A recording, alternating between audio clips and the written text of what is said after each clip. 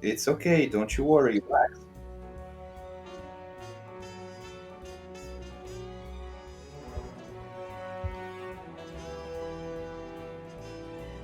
Oh boy.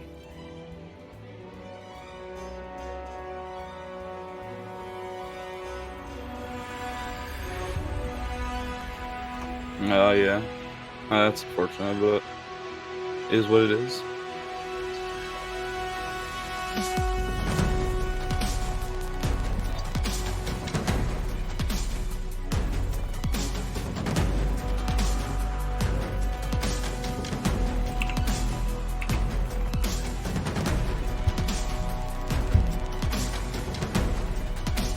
Everything looks good.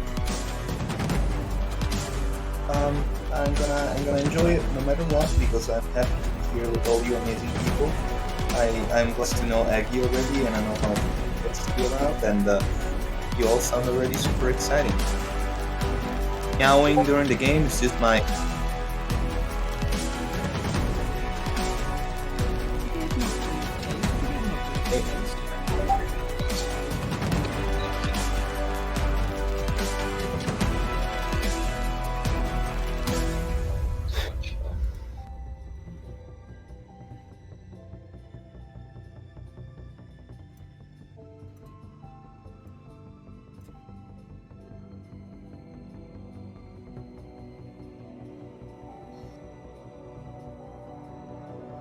No. I created an effect. Oh no. That's my. Ah, I messed up. I'm sorry. I've never done this before. I've never had a mouse before. That's a cone. Okay.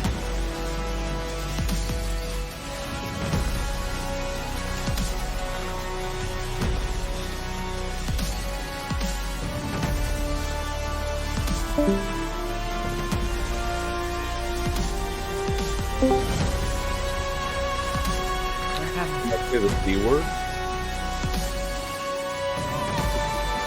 so much fun. Keep this to a minimum. Oh boy.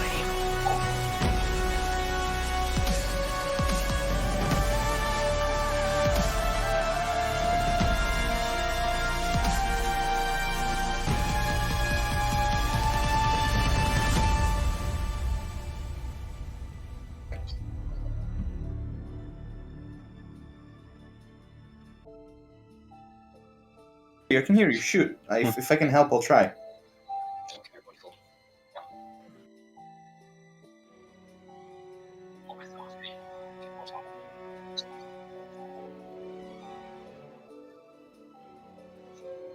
Guys, you're already on our co-host list, so every time we are offline and you are playing a game, we are immediately co-hosting you without even having to do it.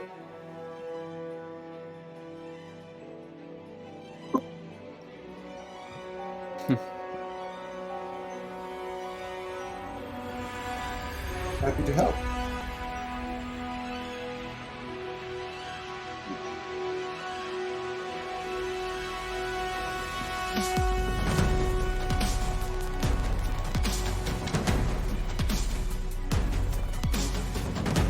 He totally does. I always do.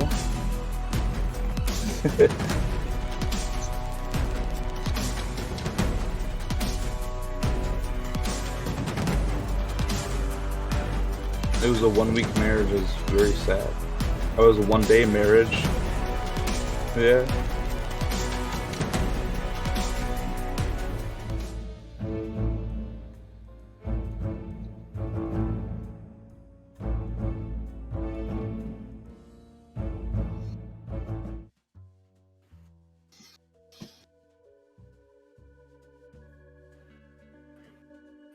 Okay, microphones are on.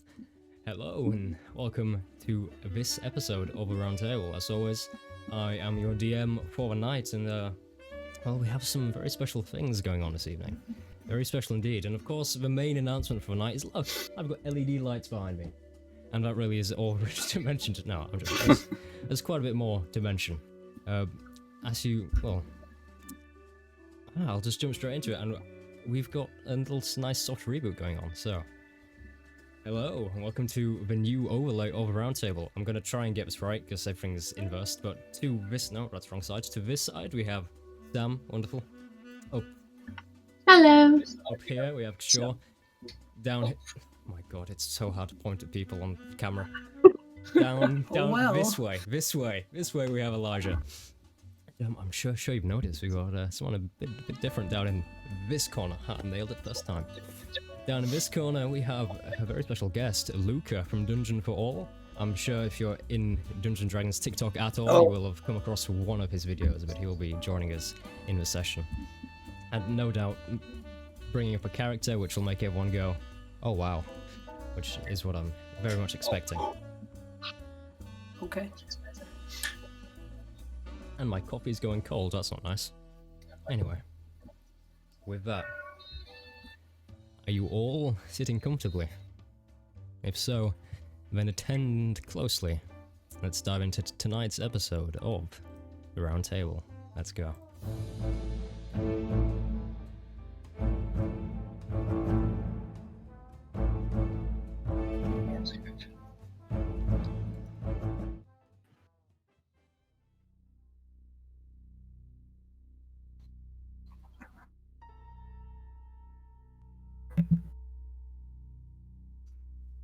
So are we all ready to begin? Yeah. Absolutely. Or am I? So, last session you fought tooth and nail, waded in the blood and gore of a battlefield, and for some of you, got hit by a cannon. What your player got hit by a cannon isn't here this session, so that joke falls flat. But anyway, around you, a 24th Light Regiment faced heavy losses, torn apart, the clanking of steel on steel as swords and spears ran through flesh to either side of you. But in the end, through this vicious battle, you emerged victorious, slaying your enemy and managing to survive yourself. Well, almost all of your enemies. You can still hear the dolorous voice of Tars the Prowler in your head. Man swine, you've won this round, but I'll be back. I'll be back, alright? And I'll get you. As he ran away into the snowy valley. But you don't worry, attrition will get him soon enough. And upon searching for your spoils in the wagons you were travelling with, you found something odd. Hugely specialist medical equipment made to deal with severe burns, as well as a respirator of sorts. Of course, you also found some interesting things. For one, a spring-loaded crossbow, which Kishore promptly took, as well as boots, which Kishore determined could hasten a user like no other, which, again, he promptly took. Now we pick up in the early hours of the morning. Everyone take a long rest to me. Obviously, Luca, you don't need to do that, but the rest of you, you were battered, so make sure your D&D Beyond's on a long rest. You stumbled back to camp in the early hours of the morning, exhausted, immediately collapsed onto your camp bed, just seeing the vague figure of a grease admiral grab a small pack and head out into the freezing twilight. And like that, you were out like a light. You wake at 5 o'clock in the morning. The day is Welson of the 21st of Quen Pilar. The civilization's dawn ball you have to attend is tomorrow evening. The first to awaken... Oh, who has the highest constitution here? That's what I'll ask. We'll do it this way. I think Joy's is 10. Yours will be 13, I think? 12, 13. Yeah, minus 13. I think it'll be you, because you're a ranger. Anyway. Lugos, you are the first to awake, and you wake with a horrible, searing pain from all your injuries. You kind of wake up and you look down, you're bruised, heavily beaten, and as you go and move in your small tent, you have this horrible feeling in your head as the air around you is almost sub-zero. Your blanket, as you move, crackles slightly, as the small ice crystals that have formed begin to smash. Ooh. Outside, you can hear a faint...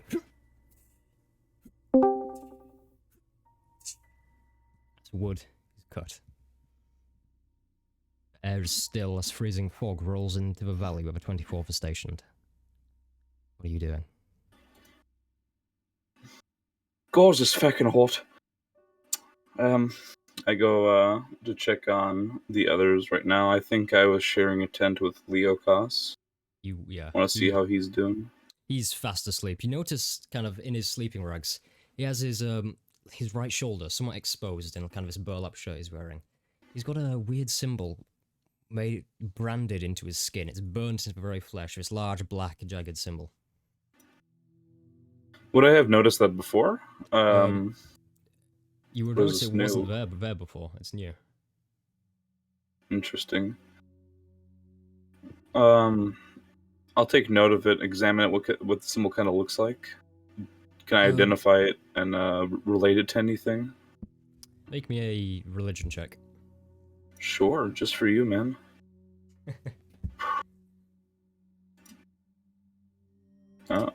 Visit. Second here. Damn. I gotta resync my my thing to D&D Beyond, but here we go. So 14. Okay. You look and you're not completely familiar with the symbol, but you recognize it as the same kind of pendants he has kind of had in the past when he's in his more psychotic episodes. Interesting. Alright. I'll throw my blanket over him. Before I wake him up, I want to check to see if, like, Joy and Maverick are awake as well. Maverick again is out cold. He took a cannonball to the chest, so he won't be up for a while. The rest of you will be about to wake at this point, waking up in the same freezing conditions to the sound of firewood outside. Early in the morning, your stomach's hungry, the back of your throat dry as the smell of mud wafts into your tents. Oh, whew. Yeah, good morning, everybody. Did y'all Oi, sleep good morning. okay? Morning. Well, it's good to see y'all are doing fine, all healed up and everything. I'd hope. Oi. For the most That's- part. Well, I have a present for you, Miss Joy. I wasn't able to give it to you before since you were kind of out of it, but here. And I hand you the Boots of Speed. Thank you. You're very welcome, ma'am. It was just a line strewn out there across the battlefield, and I thought, after identifying, that you might make the most use of these with your agile nature. Thank you. I look forward to using these. He tips his hat. Okay, as you're having this conversation, you obviously exit your tents and you take stock of what's going on in the camp around you. You see, it's awfully quiet now that the casualties of a battle have been counted up. You only really see 3 people. Well, you don't see 3. You see 2 and hear 1. You hear Mateus snoring incredibly loudly from his tent to the side. You see Caboose with his large frame chopping firewood off to one side. And you see the Grease Admiral sat solemnly by the frozen over stream with what looks like a decapitated head next to him, slowly smoking a cigar.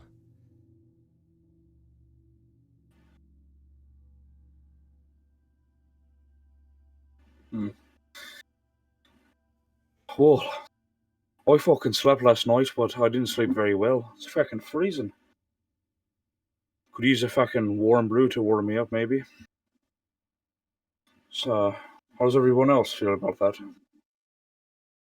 Sounds like a right good idea, if I do say so myself. I just stayed near by the fire, played a few songs for some of the soldiers still kicking. Alright, that's good on you. Alright, well, I'm going to try to get something going, see what they got over at the fire. If they don't got nothing, I'll start brewing something up. What do you want? Coffee? You want hot wine? No, if they've got the beans for it, I'll take the coffee any time of the day. Oi, sure thing. Same. I'll go over to a fire if they got one going currently, and I'll see to making some coffee. Yeah, the fire is really just faint embers from the night before. The wood's mostly burnt down. You kind of head over there and take a look around. There's a old muddied cauldron pot resting on with 2 sticks in between. You see Caboose about 20 feet away. He goes, "Well, what are you looking for, leprechaun?" Oh, come on, mate. With all the fucking racial slurs like that. I'm not a leprechaun. Come on. I'm just messing with you. I give him like a smirk.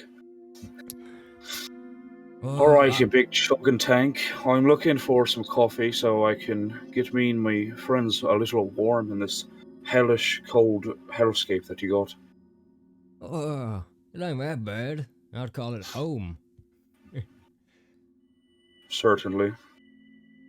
But nonetheless, do you have any coffee beans lying around? Kind of takes a second to think. Yeah, the coffee beans, I believe, right next to the flying carpet. Lucas will turn around for like a split second and like catch himself, and he's like, ugh. Right, so you ain't got nothing. Oh, that's splendid, alright. You got anything warm to drink around here? Maybe hot cocoa, or you have hot wine or something? We got wine, I'm sure you could make it hot. I take it you'll need some firewood, and he kind of gestures his hand down to this freshly cut pile. Lucas will look at it like, I mean, if you're offering, I'll certainly take some. Oh, yeah, it is a camp. You can take what you want. We work as a community here, as much as it may shock you. Alright, sure thing. I'll go over to the firewood. I'll start like loading up a couple piles. Yeah, so you kind of head over to firewood, and as you do so, you can kind of take these heaves of relatively splinter-heavy firewood kind of into your arms. Be careful not to get any wood into you. He continues cutting this firewood next to you, like... As he does so, you see this frozen axe in his immense strength hit this tree stump. The blade kind of splits off, and a shout of metal fires off into his thigh. So he goes, "Arr! God damn. I guess karma does exist." You're also a pretty reckless individual, Mr. Caboose.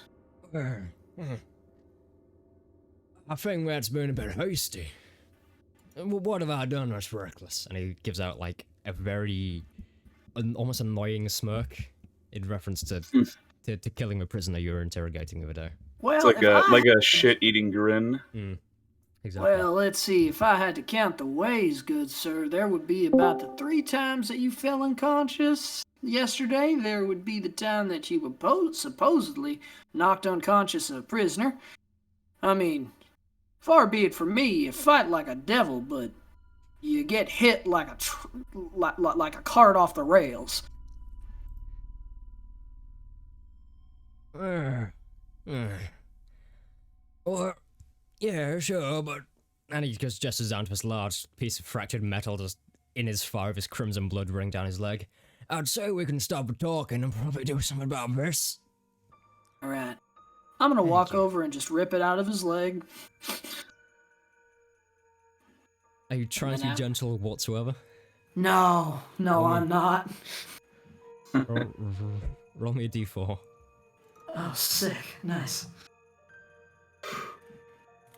Greetings. Oh. Oh my god, he's alive. He's risen from the dead. Yeah, hey. That's a 2. It's a 2. He's gonna take 2 hit points of slashing damage as you grab onto his shard of metal and bring it out of his leg. There's a spurt of blood and he kind of falls back. No, don't you go crying yet, you big baby. You're fine, you're fine. And then I cast Healing Word. Okay. Okay, well, it would seem that I need to reacquaint my spell sheet, so I'm just going to roll it from memory. It's 1d4 plus 4, I believe, right now. Ryan, thank you for hosting. Hey, sorry. My phone was dead, and that was my alarm for the day. It's fine, it's fine. Called it. But, Yeah, my phone was dead. I'm just like, how come my phone hasn't gone off to let me know it's 15 minutes to... And I look at like clock. I don't have a clock in my room, so I turn on my computer. I'm like, oh no. I heal the man for 5 points. Okay, so the wound just completely seals itself up. Blood kind of wipes off his leg and he stands up. Oh, well, not quite so bad. Oh, it's still kind of sore. And he kind of puts his weight onto it and... Yes, well, my voice does. I'll have to get you some coffee now. Oh, that would be. Oh, so you had coffee all absolutely. along? You just gotta know how to talk to people, Lugos. Oh, that one, you can't say that was your idea. I just put a metal shot in my leg. Right. But fates being what they are, deigned it to be that I was here to help you fix your leg little problem, which means you're now here to fix my drinking problem.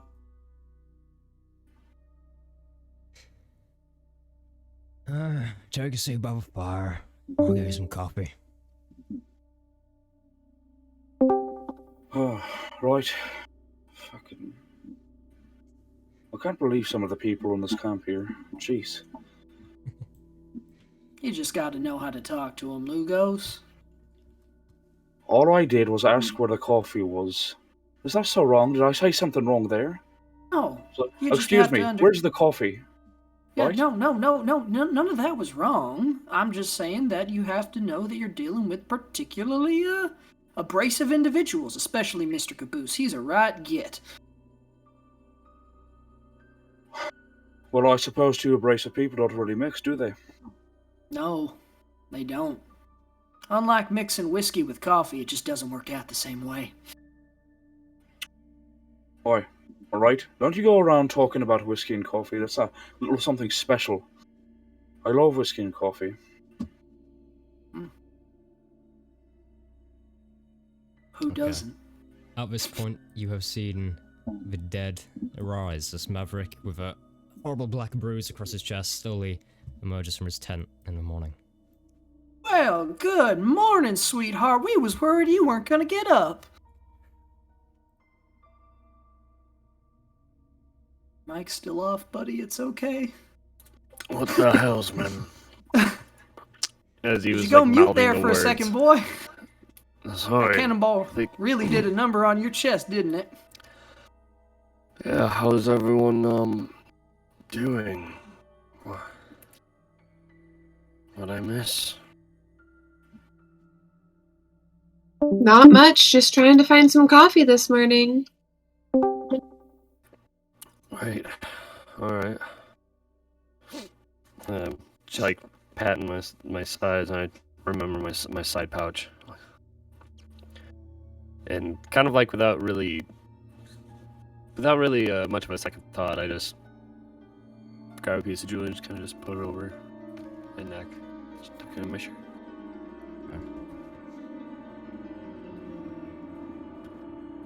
So, it's about this time that Caboose has returned from inside. He has a...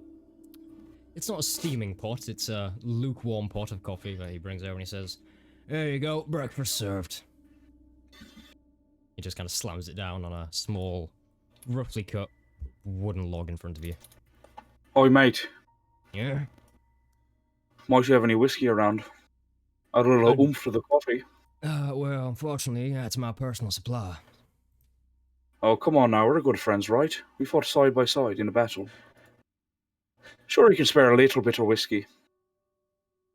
Roll persuasion. I'll give him a wink too. Oh my god. Stealing my thunder, man. It's my job. I'm the The bard. charisma. The Five. charisma caster is gonna... 5, okay. He kind of looks at you and Unless says, you want to give me the help action, Kasha. Nah, I'm gonna do it myself because I'm a selfish bastard.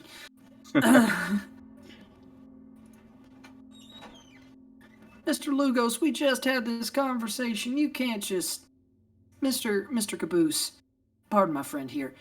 We would really enjoy the libations of a fine alcohol with our coffee this morning. We'd even be willing to share with you. Would that be agreeable with you, sir?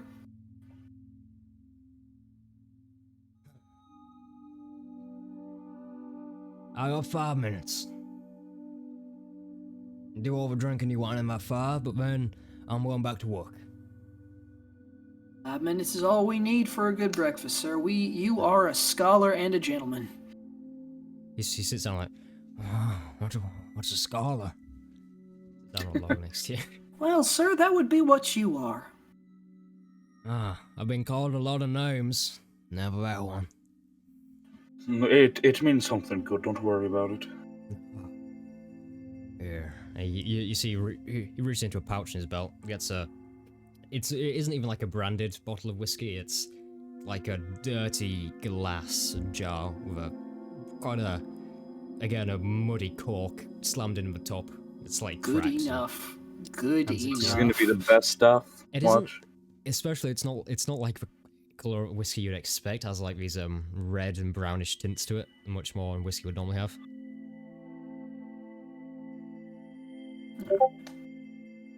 Well, I'm gonna take my cup of coffee, pour a little in, and then use prestidigitation to get it to the perfect steaming temperature.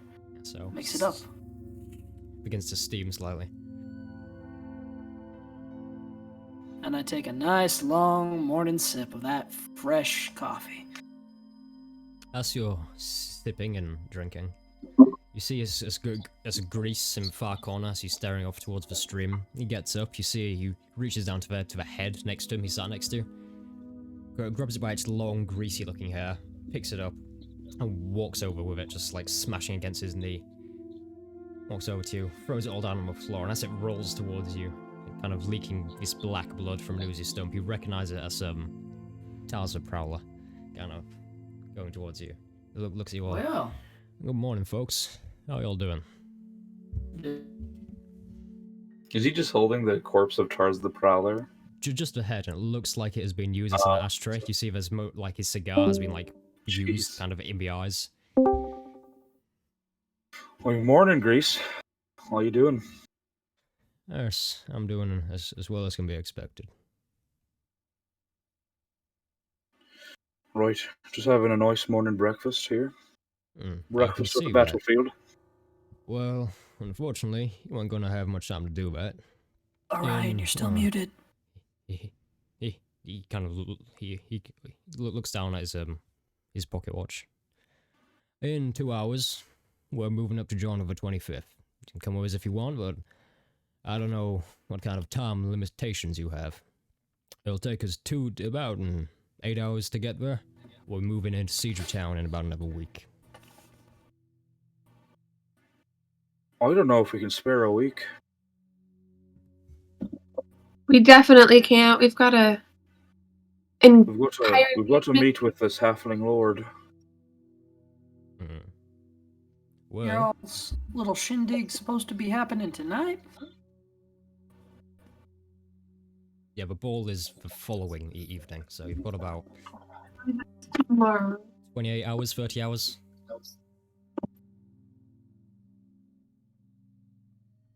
Where was the halfling again? He's not in the town that's under control by the bandits, right? He's in his own private estate, probably about 8 hours north of where you are.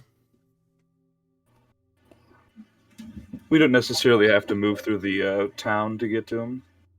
You do not, but there may be a decent amount of resistance as you go past. Hmm.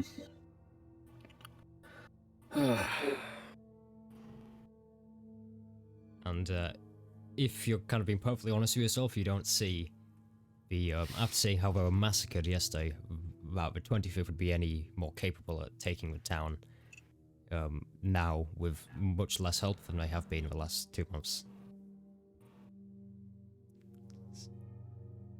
Right. They really do need help.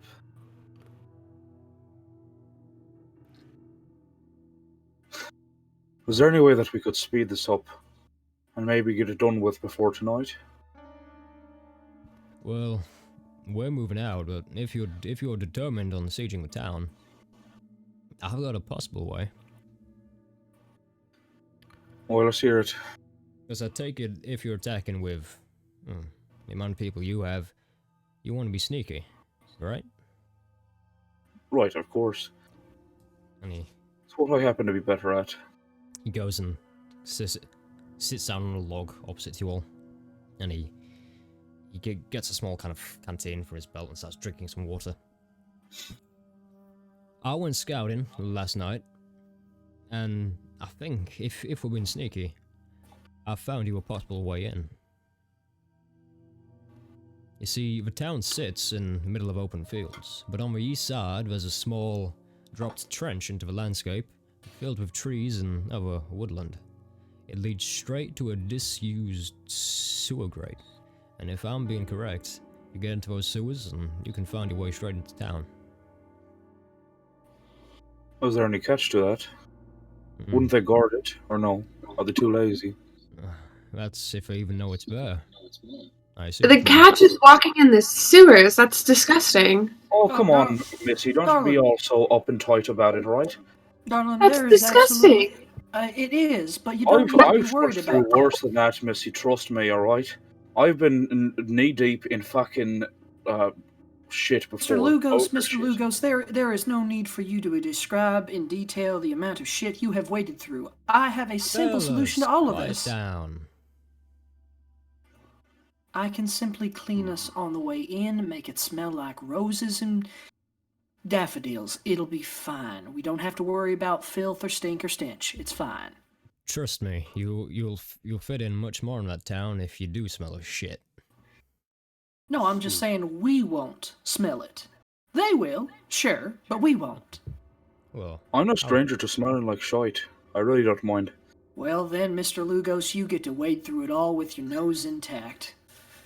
it's this entire conversation's going on. You see Caboose as across this really puzzled look about his face. He's thinking to himself, why would they kind of compliment themselves on being so much expertise on wading through this stuff? It's confuses him greatly. Could be somewhere out there with you. Alright. Now that I've had enough senses about me, finally I can breathe and speak. Even if we do want to rush,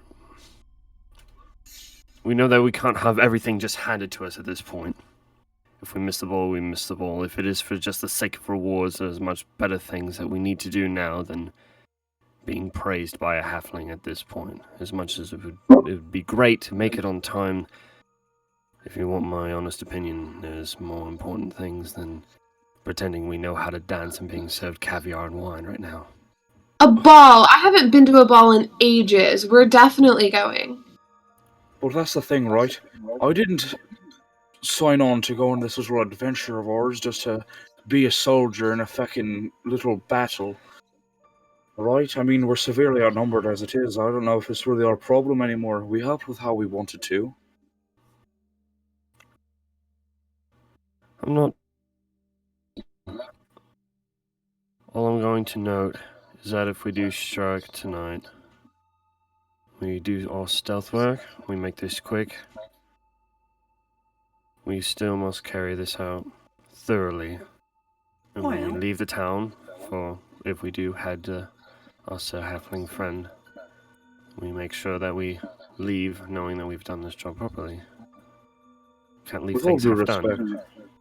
do you really want to come with us because you're lugging around that plate mail of yours or whatever, have you? Your chain mail? It's going to make a hell of a lot of a fucking noise inside a sewer. I think that me and Joy are the best ones to go about this. Maybe Kashaw, but I'm not really sure. Oh, Can I you be can be stealthy? plenty quiet. Oh, I can be plenty quiet when the time comes, trust me. And if things do go poorly and y'all end up getting caught and surrounded, wouldn't you rather have a person who's going to be able to get you back up and out? Perhaps. Where No. would you suppose I put myself then in all this? Well, you can fly, right? Short distances, and not for a very long time, but I can. Well, how's about this? And again, I'm just a bystander in all your choices here. I think that we can do both. Listen, if you're going to this ball and celebration to be wined and dined and having a fine time, that's great. That can be done at any point in time if you're considered heroes or whatever it is y'all did. I feel like this takes a little bit more precedence But in my personal opinion, I feel that Mr. Flyer over here can probably do a good job of staying above the sound barrier or whatever it is. He'll be able to stay up above wherever the city and be quiet whilst we sneak in through the sewers. I mean, if we know where we're going anyways, we're just looking for one man, right? Isn't that right, Admiral? We're just taking out one person? Well, one person surrounded by quite a few. Oh, but it is one person. Look, I've We seen get rid of that. forces like this before. If you kill him, they're gone. It's Right, just they're so plain reliant and on a simple. leader.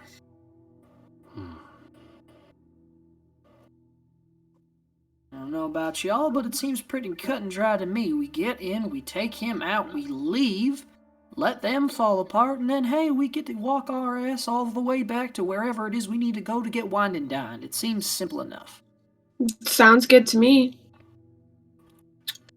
Admiral, do you think this would be a good possibility? If we strike at the head, will you be capable with you and your men on cleanup? We'll help out as much as we can all day.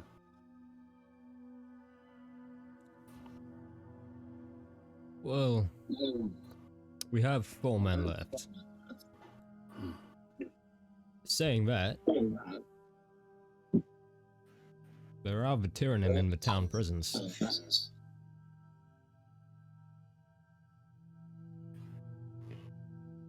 If you can release them out on the streets, chop off the head, well, it's all over. Alright. Sounds like we may need to split into 2 groups once we're inside. Well, Could very well it's just be. going to be the 5 of us. I suppose we'll do what we need to do, but we don't have too much time to be worrying about it now. We should get on with it. Aye, up. Alright, let's get to it then. Oh, fun. Very well. Alright, come on, everyone stop being so gloomy about it. We'll get in, do a quick strike, get out. It's all simple, really, alright? You can ask what It's just like, time. it's just like hunting in the woods, alright? That's all it is. You can ask what time you are leaving. Now. Yeah, exactly. What time is it now? It's about 5 in the morning. Perfect. Yeah. Yeah, We let's can make the sneak in most of before our sun. time that we can. Yeah, Yeah, if we can sure. sneak in before sunrise proper and hit and then get out, we should be okay. But just to make sure here, Alright, I'm gonna go over to my good buddy, Maverick. I'm gonna clap his plate armor really quick or whatever the hell he's wearing. Now listen, I know that you're not gonna be the most quiet individual here, so I just think, a little word of inspiration might go a long way, I think you're gonna do fine. I think you're gonna do great. And I give him a bardic inspiration. That's nice. That's a 1d6 whenever you try your disadvantage stealth roll, buddy. Good luck. Thanks. Okay, so you're setting off immediately. I assume it's still kind of dark out. The sun's just coming up, but there's quite a strong kind of frozen fog covering the entire landscape, so vision is hampered. Anyway, you reckon it's a decent time to strike. Oh yeah. Okay, so you're just setting off immediately. So you go, you get your stuff together, make sure your weapons are clean. Maverick, you kind of have to dump your chainmail, not your chainmail, your plate armor, just behind your tent because it's tatters, and you kind of replace it with a thin layer of chainmail. And Yeah. you're all ready to go. Would I have that? Oh, after you. Sorry, I just wanted to get that crossbow on my equipment list so Oh, yeah. I can just have it there. Yeah, that's a +1 crossbow. Oh, just a +1 All right. A light crossbow, sorry. No worries. You can quick draw that, can't you? You can go, whatcha? Yeah. That's what No. I've been doing. As you're going to leave, you see the Grease Admiral stand up. He looks at you all with quite a solemn expression on his face.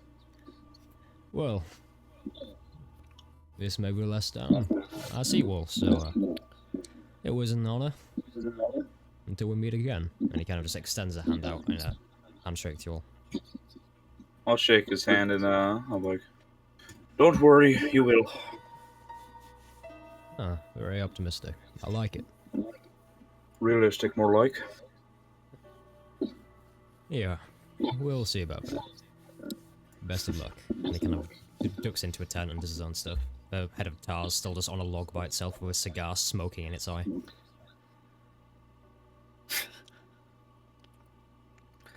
Oh, apparently we have an echo from one of the players. Who might that be? I think that might be Maverick.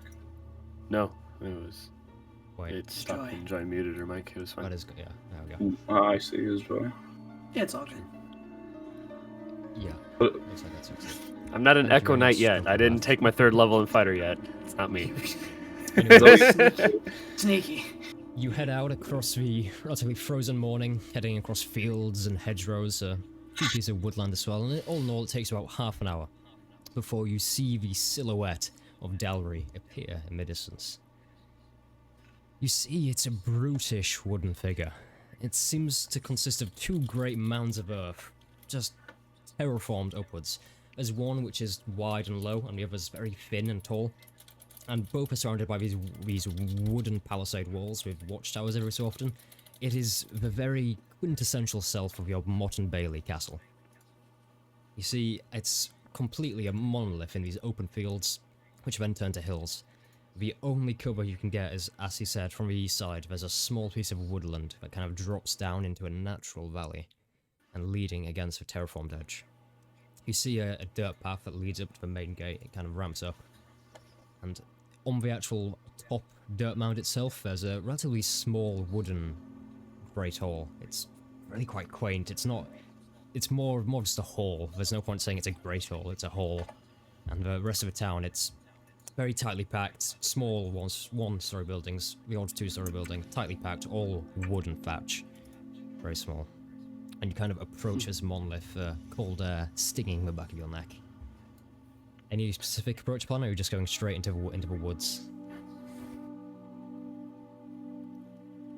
I'm gonna go straight into the woods. Into the woods? I'm gonna leave this to the stealthy people to walk along. Yeah, I'm gonna leave this to Lugos, the man of the woods himself. The man of the woods. Okay. So you all kind of go and... So I assume you're all kind of following each other essentially, and kind of in the woods, Yeah, like just a picking up- train. Yeah, like a train. I'll lead them through the woods though. Yeah, follow the ranger and the rogue, the quiet people. And that's because for wood, it kind of intersects the main path up to the gates at various points. And as it intersects, oh wait, I think that echoes there again. Sorry. But as it intersects, Lugos is leading you through. And as he is, Lugos, you see 2 figures kind of trudging away up the path, seems to be returning from some kind of watch. And you see it's these 2 guards in a classic chainmail, and obviously you're well enough into the woods with enough fog that it doesn't really affect you. They're just these 2 figures, probably about 50 feet away. You hear them walking up and he's like, "Yeah, I guess you're right. Still, Ball Jr. is turning the big 1-0, and I can't be there to see it. Gotta pay the bills though. Those sword fighting lessons won't pay for themselves," and his friend turns. This Well, poor bastard. I think those sword fighting lessons would be better spent on you. Is that you? Oh. Well, I kind of get to approach the gate. Anyway, best get back in there. You know, it was fun scouting with you. I've heard quite a bit about you. Gotta say, not the most pleasant. I was quite pleasantly surprised, and I kind of turn to each other and look, and oh, thank you. And I just head up towards the main gate, talking to each other. The conversation just dwindles off to the sound of laughter. You kind of duck down in these woods. Looks like Interesting. you have a morning to yourself, and you slowly kind of come down these woods, leaves going underfoot, with quite a satisfying every single step. And eventually you make it down, and as you approach, and you kind of begin to approach the sewer grate, a smell of almost a very old human feces and liquid coming out of sewer grate, because it's not maintained very well. It's pushed None of against. It has like it's set in stone, kind of on the edge of a terraformed wall, moss crawling up it, various insects as well crawling up it. And it's a I, large circular iron gate with rust on it. A large What? chain around it, locked from the inside. And it's still about 50 feet away from this point, so you can't. It's not that clear. Especially Lugos ain't I'm bothered going- by this at all. Yeah, you know, Lugos, you can enjoy your stink. Joy, Maverick, and myself are going to be enjoying the fine scent of a fresh campfire as we're walking along because I'm going to use prestidigitation. Okay. It doesn't does smell last bad an at all. hour. Yeah, it doesn't smell bad at all. It smells Thank rather you. nice, homely even. And don't worry about the scum or the muck. I can clean that up in a second. Don't worry about that either. Except I'll you, try. Lugos. You said you wanted this. So, Lugos, that's your other forefront, and obviously the rest of you as a... That's sure works his magic. But Lugos, you're the forefront. You're the first to really get any indication of what this sewer gate exactly is. And as you're approaching, you hear a ting, ting, ting, and a faint kind of pigeon squawking noise. Obviously, I can't do a pigeon noise. I imagine it's something like "ooh." This was like a you just pigeon noises and a faint kind of like a pecking. And you approach a sewer grate, kind of very coyly to look inside, and inside, well, you see a. I'll let you describe your character, Luca. Oh, Gasp.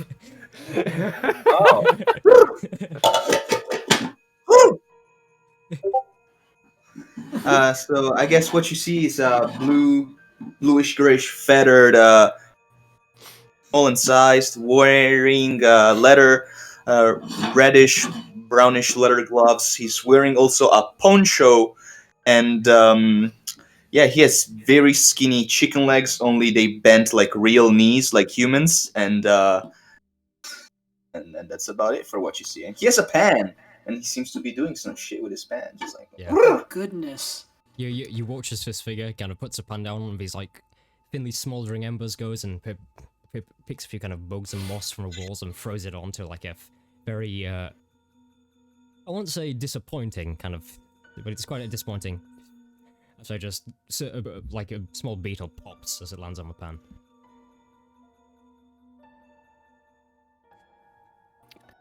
is this What are you doing? is this figure behind the grate in the sewers, or is he It's just? about 20 feet behind the grate, just because obviously the sewer has like a walkway to two sides of the main kind of half pipe, is what we may call it. It's kind of just on the side of a half pipe with a small little frying pan. How loud is he being? Loud enough so when you're about 10 feet outside of a sewer, you can quite clearly hear his little pigeon noises and his throwing stuff onto the frying pan.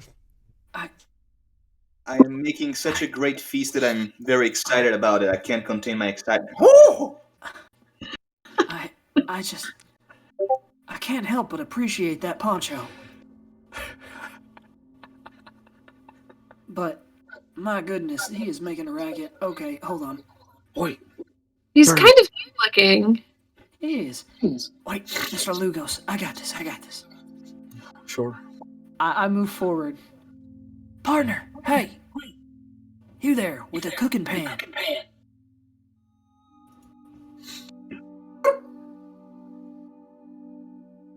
I see you've got yourself a fine-looking breakfast there, friend.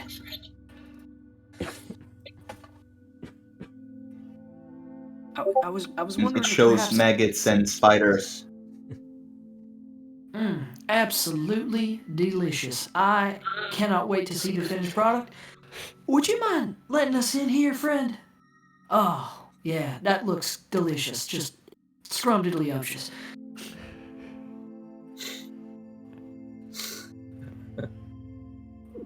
Well, look, I'll do a perception check to see if I can figure out if I can let them in. Yeah, so it's like The this grates, large and, kind of chain, which is secured with a cast iron padlock on the inside of the sewer grate, which is on your side.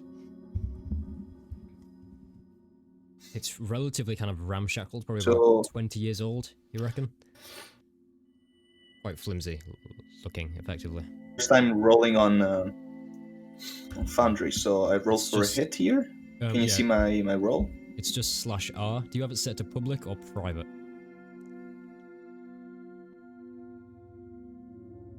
That's just /R, you say, right? Yeah, /R and D20 or whatever you want it to be. Okay.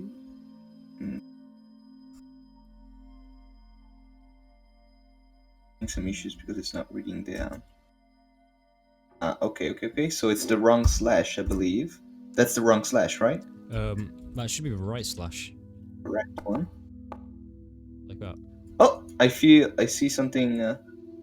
Did you roll for me? I didn't. I was just showing you how to, so it's just like that. Okay, perfect. How much? For my noobness, D20 attack. Oh, Did they manage? Sorry, no? without the full stop, that was just me showing you. So it didn't. Yeah, Okay. I did it. 13. There you go. Is this a Nice. perception check? It's with a +1, so it's a 14, I guess. Okay, and this is perception? Yeah. Or your perception, okay. You look and you kind of come and you scout around your small avian legs, taking you kind of up the sewer, kind of sticking slightly to the old ranted floor.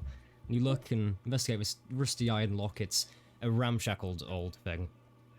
It's kind of falling apart already. You reckon a good kind of hit from your frying pan could easily jar it open. Oh no. I raise my frying pan as Okay. like maggots start falling from it, and also grease that falls to my head, and I roll for a hit. Okay. Oh, I'd you say poor little. I'd say you don't need to roll tip for that because it's quite hard to miss a static lock. So he kind of hits the Roll for lock and damage? Yeah, roll damage for me, please. Let's see if you're strong enough to dislodge the padlock as maggots fly out into your head. It's just a small D4. Luckily, though, that is enough. It's a Three, very so old it's padlock. 4 damage. So you just with a it falls to the floor. It smashes open. It just comes apart. It's so rusty. It's more rust than metal at this point. And as you do so, this kind of grease from a pan comes and it coats kind of the side of your your feathers, and a maggot falls out into your head and falls to the floor. That's the gate, the large chain. Well, Breaks open. you done real good, partner. I motioned to everybody. Come on, get in here. I open the gate and let them in. Yeah, I go in. I start sniffing them. I make sure to walk stealthily. Anything in particular you're searching for when you sniff? Any sort of like organic cookable material, spices. Oh, I do no. smell the prestidigitation, right? He's on to me. For them to smell.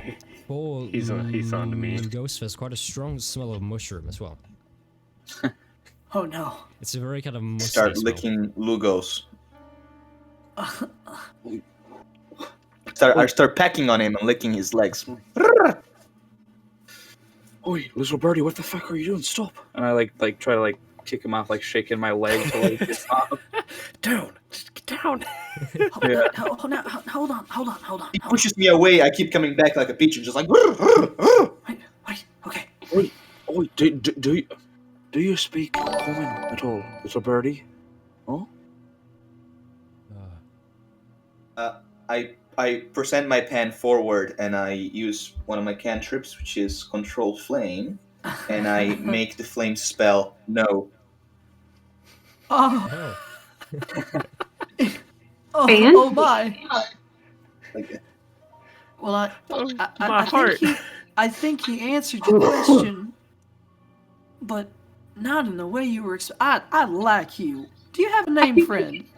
Understand, but he just doesn't speak besides his cute little sounds. It's okay.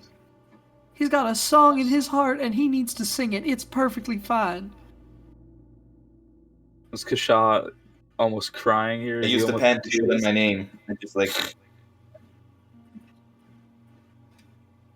some muck, and I put it on my pen, and just like doing some hibachi style cooking, and I just like spell letter by letter Tuku, Tuku, just like Kaka. My goodness. Oh man, this is such a welcome change of pace after yesterday. Okay, I got it. Okay, here, clear your pan. I reach into my backpack, and I pull out some trail rations, and I give this little bird some bacon. I have to. Okay. You have earned every salty, delicious bite of that, good friend.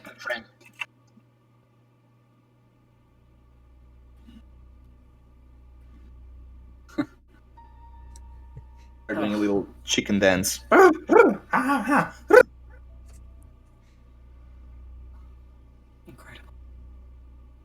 Yeah, as this is happening, you become increasingly aware of what sounds like more guards kind of on that road outside coming back. You hear their conversation pick up once again. Okay, as much as I have enjoyed this, Tuku, we need to move. There are some bad people on the way here, so I'm gonna close the gate behind us, and I know the lock is broken, but I'm literally just gonna make it look like it's still kind of chained up, and I'm gonna be like, let's just move down the grate. Let's go. Let's just get out of here. Can you just make me sound I think it's sort of as he's like telling me. Oh, sorry. No, after you. That's just. As he's telling me to be quiet, I would like to think that I already started going down the tunnel because I'm familiar with the guards and I don't want them to know that I'm there. So just like before he even could, he told me like, "Go away." I'm ready. I will say you're very familiar with the town, so if you got any questions about the town, ask, because I'll be able to tell you what you would know. So you're like the oracle, pretty much, in this situation. Okay, for sure. Can I make you just do a standard D20? You got it, boss. Because as you go, kind of the last one in, begin to close the skate and try and put the chain back on. It's very old. It hasn't been opened in years. Okay. 6. You put it back on. This rusted iron chain, you put it on, and actually the weight of the chain. You see the gate is held on by 2 hinges set into the stone. As you put the iron chain on, the top hinge, and a bit of stone kind of falls down as the bricks rip from a roll, so the entire gate is now kind of at an angle. The chain crashes onto the grass below. I don't even bother. I turn around. I walk away. This thing looks old enough. I'm not gonna bother with it. They don't know. They don't need to know. I'll keep moving through the sewers. Okay. Yeah, the sewers really are rancid. There's almost like a goop on the floor. Even though I can't smell anything, I'm absolutely disgusted by everything around us. That's fair. It's like when you go on a wooden floor that has like recently spilt anything on it, and it's kind of sticky on the foot, so it's like if it's sticking. Mm-hmm. It's like that as you head down the sewer. There's a really obviously you can't smell anything, but there's this putrid smell that goes right up your nose or your beak. In your case, it goes right into the back of your throat and seems to almost burn. Ugh. Okay. Tuku, can I ask where you went in the sewer? The sewer just kind of goes down for about 100 feet and then splits into a T-junction, let's say. Splits into a T-junction. Do you go left or right, or do you kind of wait for everyone to catch up? Stop at a junction and I use control flames on my pan to create a source of light, but not bright enough to, worry the guards about us. I just kind of like hold my pan up with a flame in it. Okay, just small flame lighting up the corridor. You all see this small pigeon humanoid stood in front of the corridor, holding a frying pan with a small flame flickering, and you see this junction, left or right.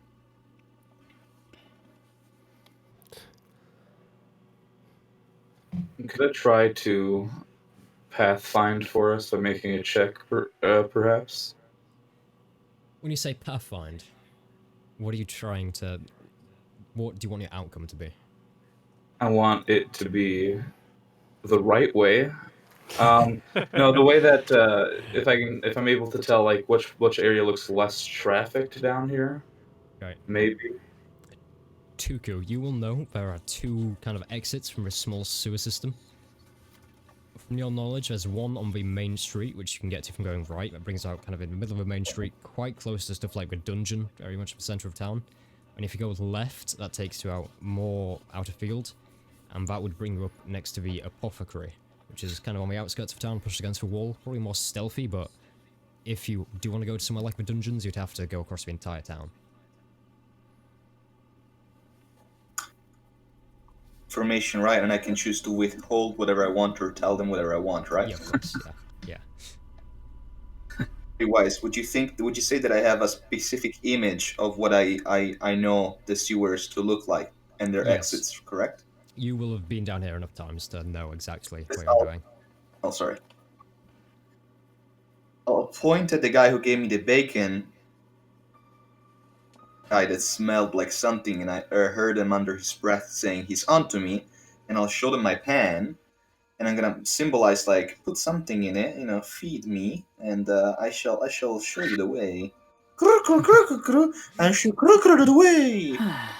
Lucas will very annoyingly, or like annoyedly, take out like a whole ration and just like throw it at him, but like gently. I'm not like fast pitching it at him. I'm just like tossing it to him real quick, Just take it, you little shit! So, do you mean a full day of rations? Yes. Why So not? it's like some meat, some bread, some kind of chocolate and stuff. Just like a full, probably about a foot long. No, not a foot long. Actually, no, probably about a foot long, a few inches wide. Just this pack of rations. They're just gonna chuck it straight up a small pigeon. Like a $5 footlong from Subway? I'm sorry. Subway, it. please sponsor us. So he's throwing it at me. So since he's throwing them at me, and I am quite dexterous, right? If I'm able to catch arrows that are thrown at me, would I be able to catch the ration that is thrown at me in order to not make it fall? Yeah, of course. I catch it with my pan, try to close the lid on it, and with control flames, I start searing the entire thing. Meanwhile, I'm kind of like looking at them in a complete like absence of mind. I'm holding the pan as it's burning. Then I turn to Maverick and I'm like, it's ready. I just open up. are we really about to let this bird guide us through the sewers? Have we even... No one's told him where we're going or what we're doing. We've barely talked to him. Why is he even living down here? As you're saying this, you're overcome. Kind of a smell of a sewer is mixed with a smell of burning bread. Oh, God. Just let him cook when he wants. At that point, not really as the sure. food is finished cooking, I would like to open my poncho where under it I hide some of my stuff. I take some cardboard or like pieces of wood, and I kind of form a small stand, like something that looks like a tiny table. And then I just open a piece of cloth, and on the piece of cloth it's written street food. And I just literally put the pan out, and I have little plates, and I say 2 gold pieces per plate, and I'm opening my stand right there, expecting them to pay for the food. But we gave you the food to cook, you little... You see, Okay. out a small tripod, put a little bit of thin street food very hastily scrolled over. That's for Tuku. sizzles and burns. Alright, Tuku. We need to find our way to a very mean gentleman who's in charge of this town as quickly and expeditiously as possible. I will pay... He wants to steal food from everybody in the town. He wants to steal all of their food. They'll be starving.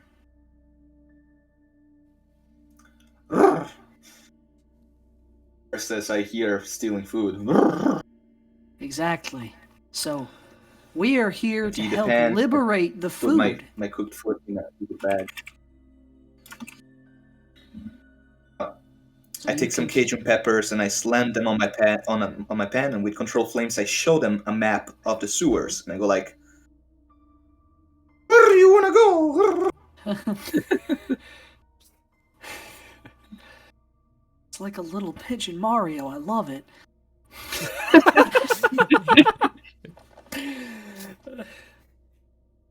Well, Should we kill the dude first before we head off to the dungeon?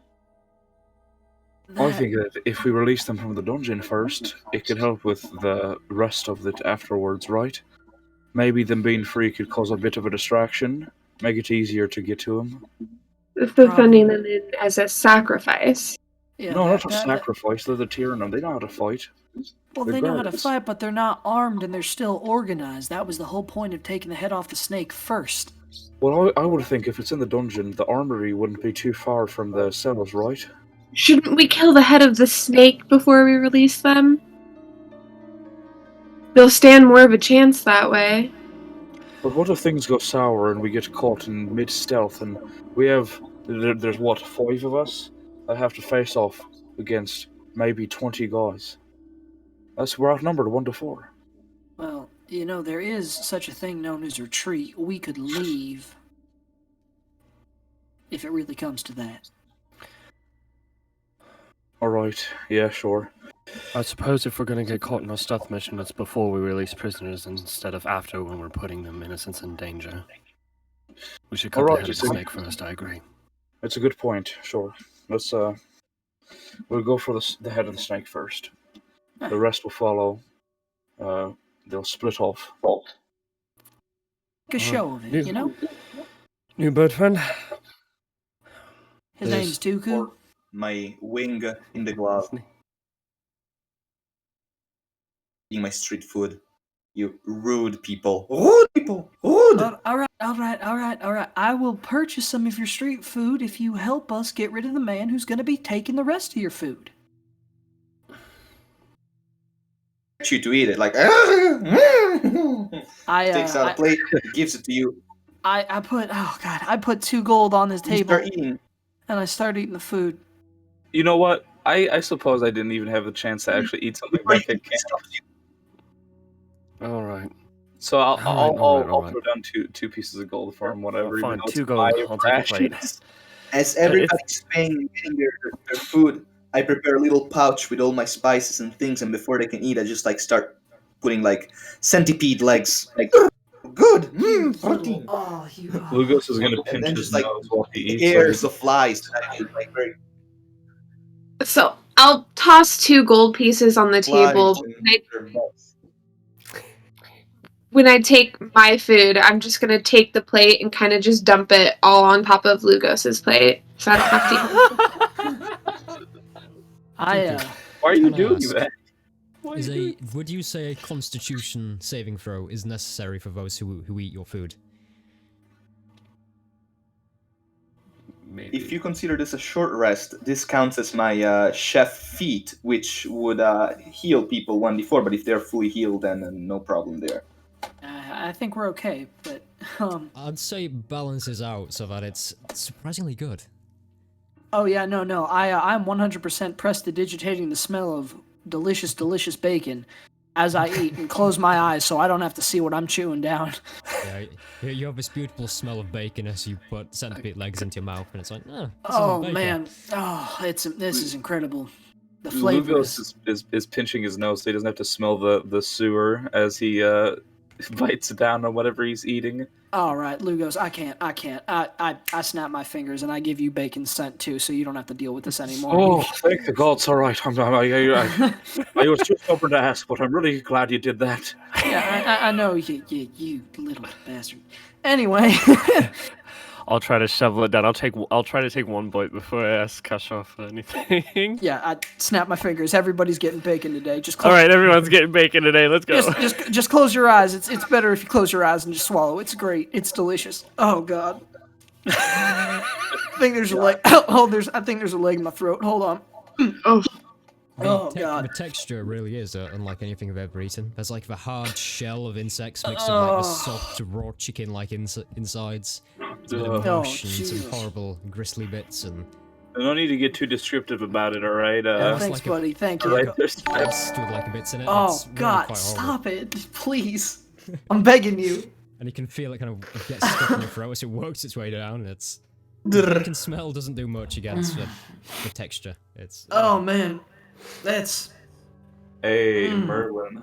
Thank you. that is a world class cuisine of its own. There, Dooku. But the weird thing is, as you eat it, you feel quite warm and really restored. It's even though it's maybe not the cuisine you're used to, it's obviously well made for what it is. You know, I've had my fair share of hobo meals in the past, but this is grand. Okay. All right, Dooku, we have had your delectable meal. Would we be able to count on your support moving forwards? Frying pan emojis. pan with control flames and just like I show them the map with the sewers again and just like asking them where they want to go. Lead us in the direction of the biggest, scariest man here. What's the guy's name? I personally forgot. Casho would not forget. His name is Daymar his name is like Walton. Amar the Molten. We're looking for Amar the Molten. Lead us to him, please. Take us to the biggest house, the big castle, right? Real big stone structure, bigger than all the rest. That's where he'll be probably.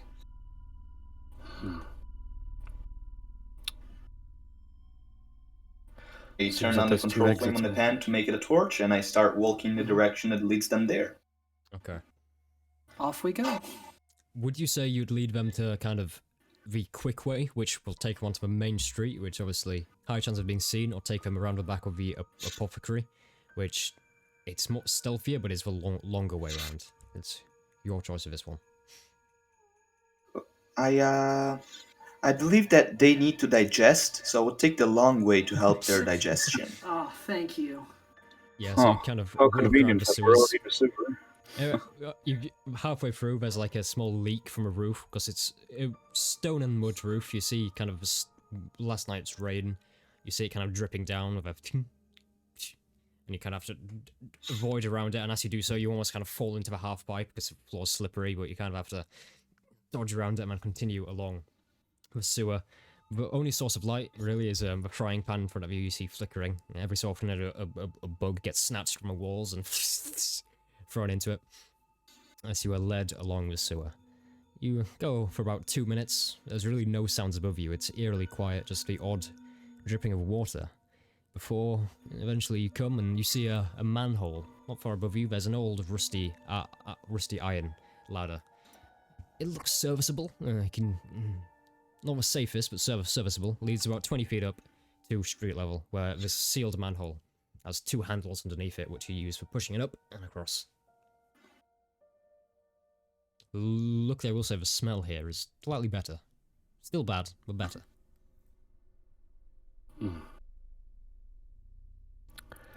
So, should the most quiet ones go first and peek out under the surface, see what's going on?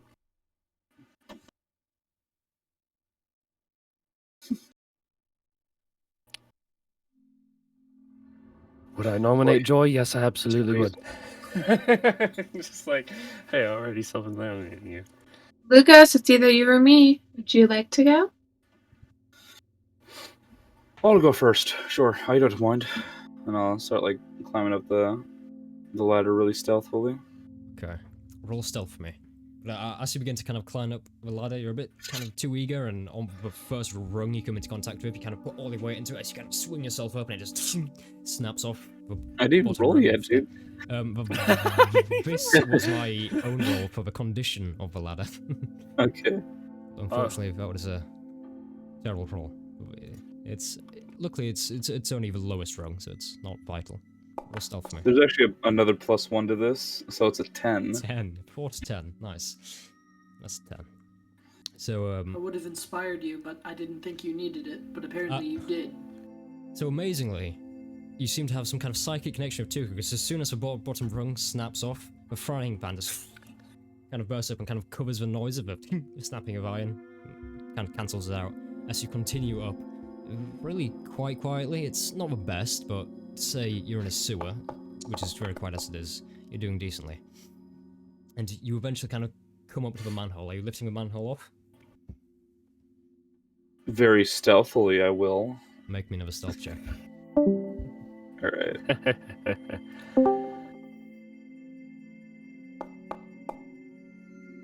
Oh wow, 9? that's 9. Oh my 9, god. okay. Should have chose anybody else but The me. manhole hasn't been opened for a long time. It's kind of sealed with moss around the outside, as well as some kind of general dirt, and it takes a second to get it off, and as it comes off, there's a... And there's a horrible creak noise, because it's kind of still attached to one side, almost melded to the stone next to it, and you have to kind of put it off. There's a loud kind of emanates throughout the street, so you hope no one is close to hear it. As the manhole slowly...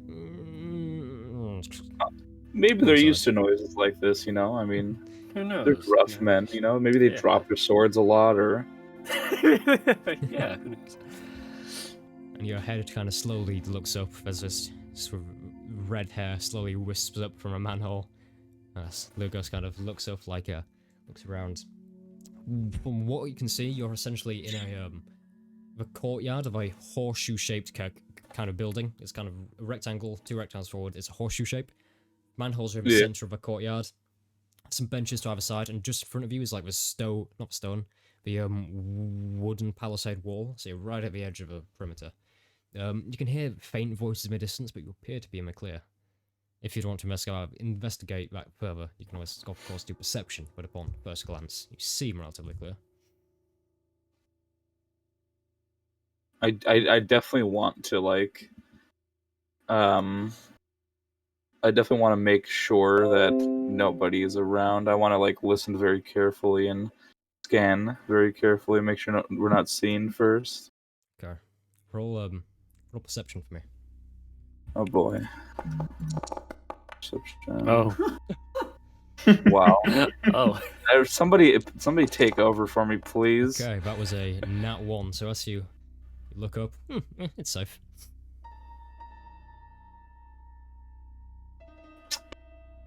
I also want to check out the ground to see how traveled of a path this area is. Roll investigation. Come on, 4th time's a charm, man. Oh, No, never mind. I think you need to climb. my roll. Natural so 4. bad. Okay. The cat. It's It's cat. really hard to Giving you tell. bad luck. You know, It's maybe, quite secure stone, so you really can't figure it out. maybe somebody else should head up there. Joy, maybe you could help our resident bard friend, our resident ranger friend. Yeah, of course. Is there room for me to go up the ladder next to him, or? Not without getting uncomfortably in his personal space. So, Luga, get your ass down here, or I'm coming up. All right. Oh, I'm not cut out for a place like this. There's too many buildings. Too many buildings, not enough trees. It scares me. Down the ladder. Stop trying to get inside. Oh my God. Okay, Joy, as Lugos gets down, you begin to climb up, and there's a small kind of creak in the ladder. It just holds the snap, and you head up. And again, it seems relatively safe. Your head kind of pokes out of a manhole. So yeah, I'll look around and see if we've drawn any attention to Lugas. Yeah, got any Perception. attention.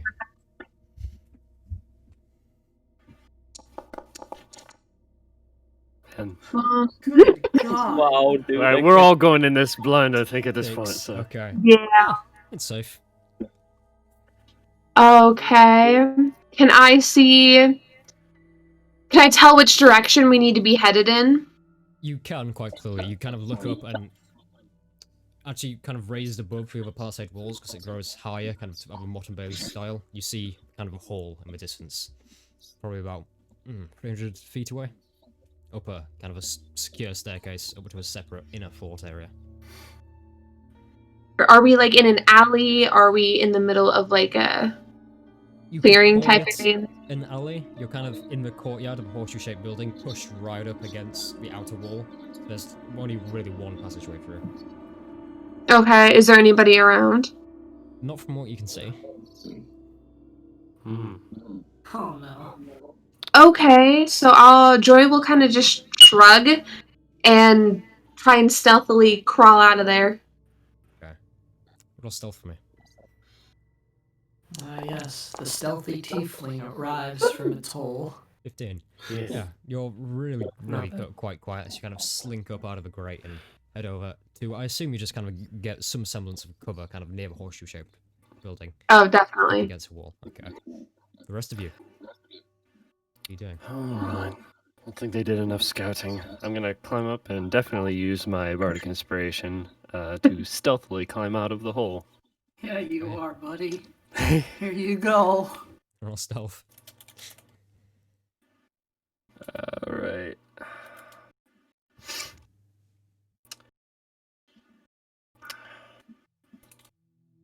think. Oh, I didn't drop the higher one because I forgot to put the D there. So shit. All right. I saw one of them was like a 7 or a 6 or something, 30 plus a stealth. D6. 6, 7, 8. What was the D6? I think. Or was it 2? It was a 4. Hold on. I can open it up. Oh, It the was a 2. lowest So one a was 7, a 9. a 7 and a 2 plus a 2, an 11. That would be an 11. Oh, because your bonus is only 11.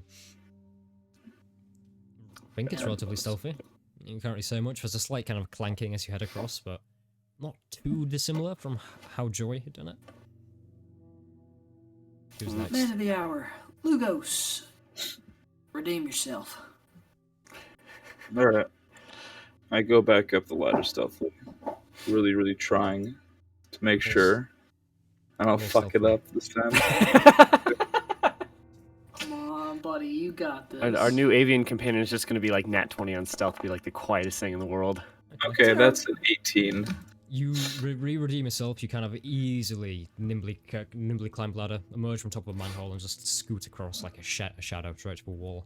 Even somewhat outperforming Joy. That's probably That's because right, you cool. were one of the first one out, but we'll ignore that. All right, bird friend, I just want to let you know your meal was absolutely delicious, and I love your poncho. I'm gonna go up with my friends now. I hope to see you follow, and I'm gonna go up the ladder as stealthily as I can. Hey, Luca, was that your stealth as well? I was testing dices. I wouldn't like to Okay. consider that my stealth check. I was still listening. It was a test. testing It was a dice test. this whole time. It was fine. It was fine. This is a roll. 13. 13. Again, relatively quiet, not amazing, not terrible, but decently above average as you head out, again, slinking into the shadows, hiding behind the horseshoe building. Can I give him the help action? Like Oi, mate, you know, you got to do it real softly, alright? These rusty bars could snap any second. So try to tread a little more slowly. That's how I'll give him the help action. Yeah, sure, okay. So, is that for Luca? That's for Alex, or for Extending Sean. the- Cash this- off. Let's go. Come on. Accept my roll. Understanding that the Never mind. It's not that oh my bad. God. You know what? I think I that got the this. nature of the stealth I got this. Don't worry. I have a is it guitar on based on my the fact back. that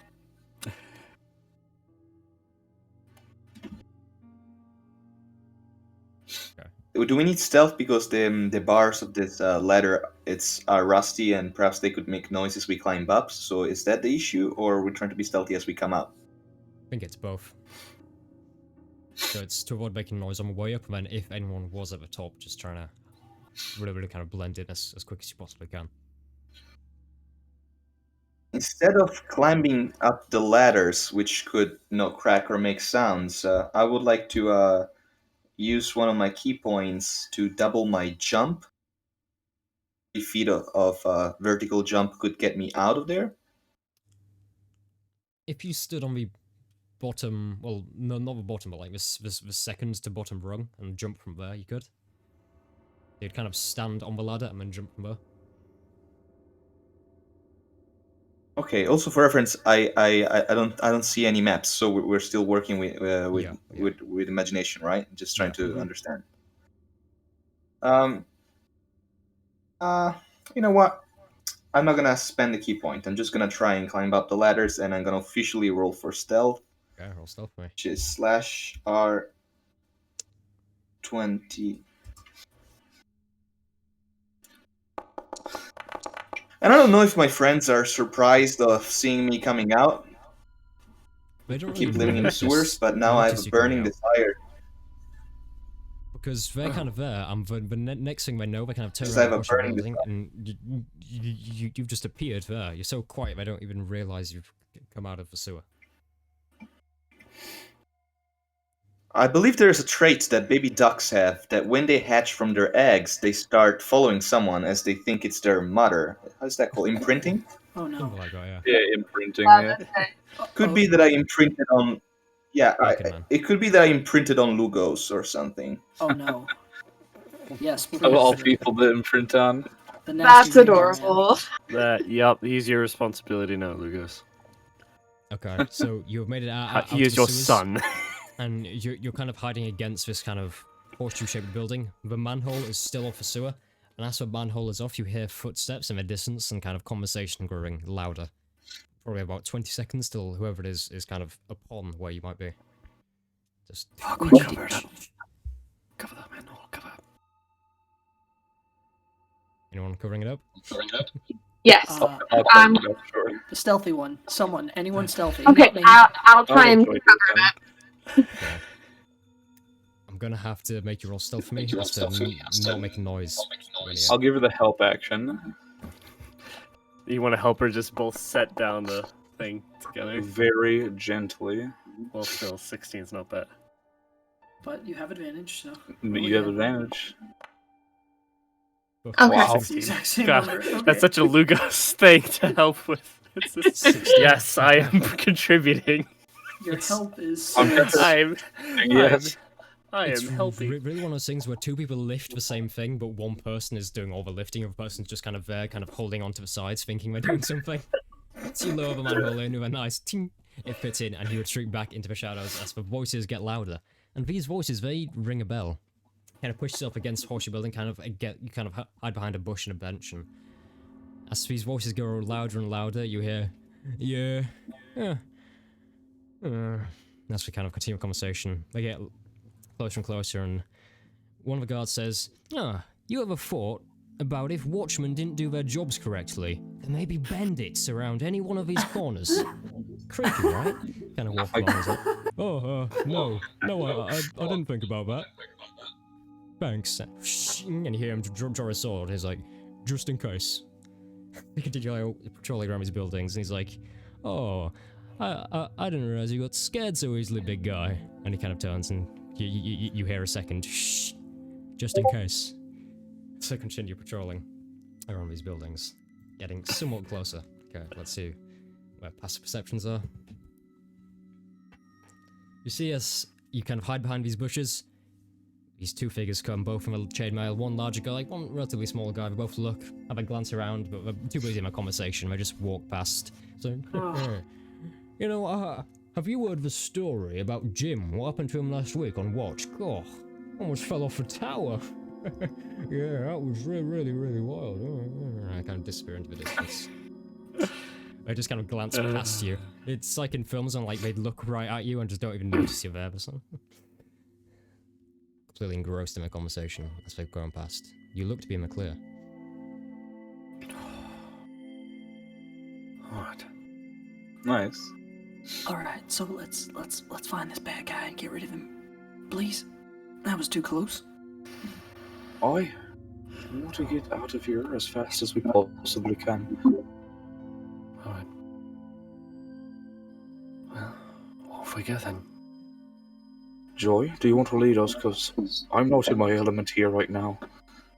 Yeah, sure. Follow me.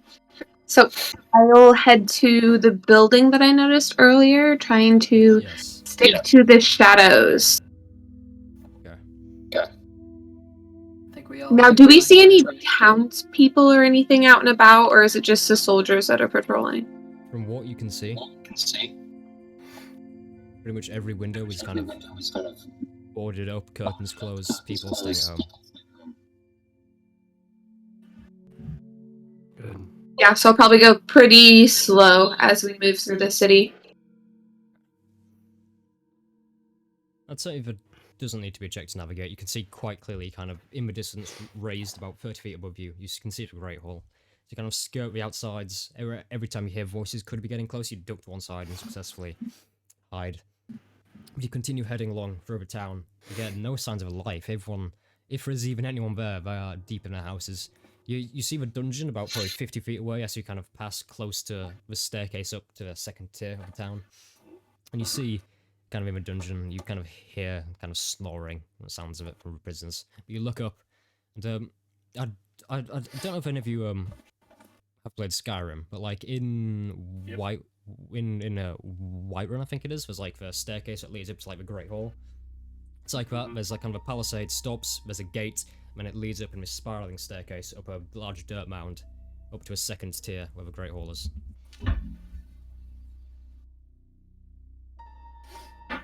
So you're continuing to lead them up the staircase? Are there any guards around, like at the beginning of the staircase? Perception for me. I will help her with this one. Please do. Please. I don't think she needs it, but We've got teamwork. 18. better. You look around, there's no guards at the bottom of the staircase, but you look up and you see the silhouette of like two figures at the top who seem to be patrolling around an upper courtyard. Your main problem as you look about seems to be there's various watchtowers spotted around on the palisade walls. About half of them are manned, but those who are inside could turn around at any time and see your party walking upstairs. Very Right. exposed. So there are towers, and people can see us as we're walking up the stairs, and it looks to be guards at the top. How do we want to do this, boys? There really isn't a stealthy way to get from here to the top. Yes, there is. If you are as fast as possible. History.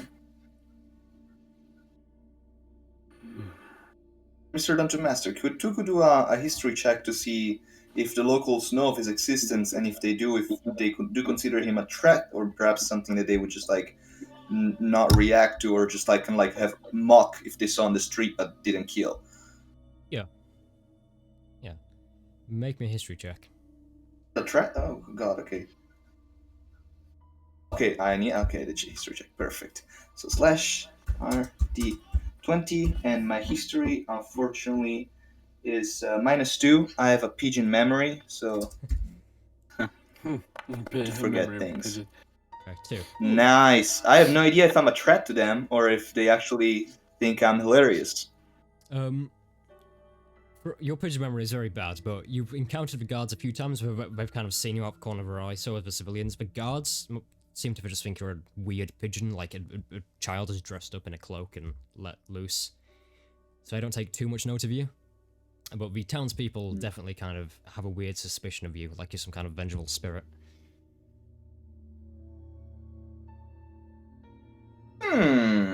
Vengeful spirit, you say? Or distraction? To my friends, and I turn on the pot with control flames, and I'm just like, may you need a distraction? You are one brave little birdie, but yes, we need a distraction. Very much.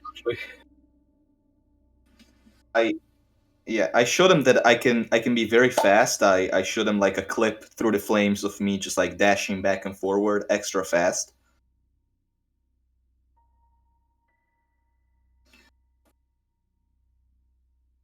He shows us a Twitch clip of him going back and forth really fast. My god, he's wave dashing. Well, we're going to need all of the commotion that we can get. Nothing that's going to provoke them, nothing that's going to show any kind of threat. Just something that'll at least draw their attention, make you look interesting. Maybe a little dance or a little show. Maybe Tuku goes like, a show. Oh no. He takes back the thing that says street food, and he's about to get his dream realized. Oh boy. Oh, he's gonna. Here he goes. He's gonna.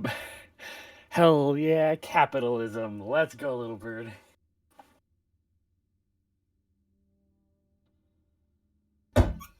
He starts. He kind of like puts on a little hood, and he turns back to his friends, maybe thinking this is the last time he's gonna see them, and he's gonna become a turkey leg very soon. Like, starts walking in the middle of town, and he starts setting up his little cooking stand, that says street food, hopefully thinking that he's not going to get into anyone's pants very soon. And he just like starts cooking, hoping that the smell will attract people. the people who immediately notice are kind of the two guards in my courtyard. You see, as they're patrolling around, they just stop, like, spin on the spot, and just you see them kind of, almost kind of trying to block out the sun to stare down to see if what they're saying is real. In this besieged town, just a random pigeon cooking in a frying pan in the middle of a road. You hear these rapid footsteps from the stone as these two guards with their chainmails are rushing down the steps. They will see you if you don't move. Go. We need it. Is there any way for us to stealthily go around the bird and get into the doors they were guarding? You could kind of, as they come down, you could kind of try and hide to the side, because the bird's like here. They're rushing down the stairs towards them. You could just hide to the side when they go. You could probably just go up the stairs behind them. Okay, let's try that. Okay. Everyone roll stealth for me with advantage, because I can't leave. Move, I just stay there. Nice. With advantage, I can't fuck this up. There's no way I could. Well, You say that. Okay, well, I got a 9. Please, dear God. Wow. 11? Okay. Somebody just killed me already. hey, Oh, 25. that is not that great. I mean, I could add my. I don't know. 21. If he's gonna give me a bardic inspiration again, I could. Wow. I'm just curious. That was just a curiosity roll. I got. Wow. 12. You all, that is, wait. Okay. Well, yeah, okay. They rush past, they don't notice you at all, as there's like, they just barrel down the stairs towards this pigeon in the middle of the street. Tuku, as you're there happily cooking in a frying pan, your friends begin to move away up the stairs, and you are disturbed as you hear, "Oh my god, it's you! They all said I was insane, but I saw you not last week running past. Oh, Burble, you didn't see a pigeon wearing a cloak? Well, yes, I did, and he's right in front of me." He points his finger. Everyone called me crazy! What is wrong there? I'm telling you, I swear, he was there the entire time. Points down. I definitely saw a pigeon in a cloak, for sure. It's in the sewer. Oh, we're running for the door. The guards begin to kind of move around and trying to encircle you, kind of one at the front of your stall, one behind your stall. Oh, they're encircling our bird friend. Like an aggressive threat by the circling, or am I just amused of the fact that they want to eat my food? They continue to kind of get closer with their swords and are like, "Who are you? My parents warned me of vengeful spirits and I won't take this one lightly." Use control flames to turn the flame in my pot purple, and just to show them like ravens cackling. And I do the sound of the ravens, just like as the purple fire ravens out from my pot, and I kind of like vengeful spirit sounds in pigeon voice. Woo! Roll me intimidation with advantage. Look at him go. Yeah, do me intimidation with advantage. Oh, come on, Wish buddy. I could speak. Alex, you're like, oh, look at him go. Look at my Look boy. at him go. Look at him. Yeah, in the distance, you just hear this faint noise carrying the wind and these purple kind of effects come from the flame. Oh, Surprisingly, guys, I am quite good at intimidation. If I threw away my... That's a nat 20. I'm done. Wow.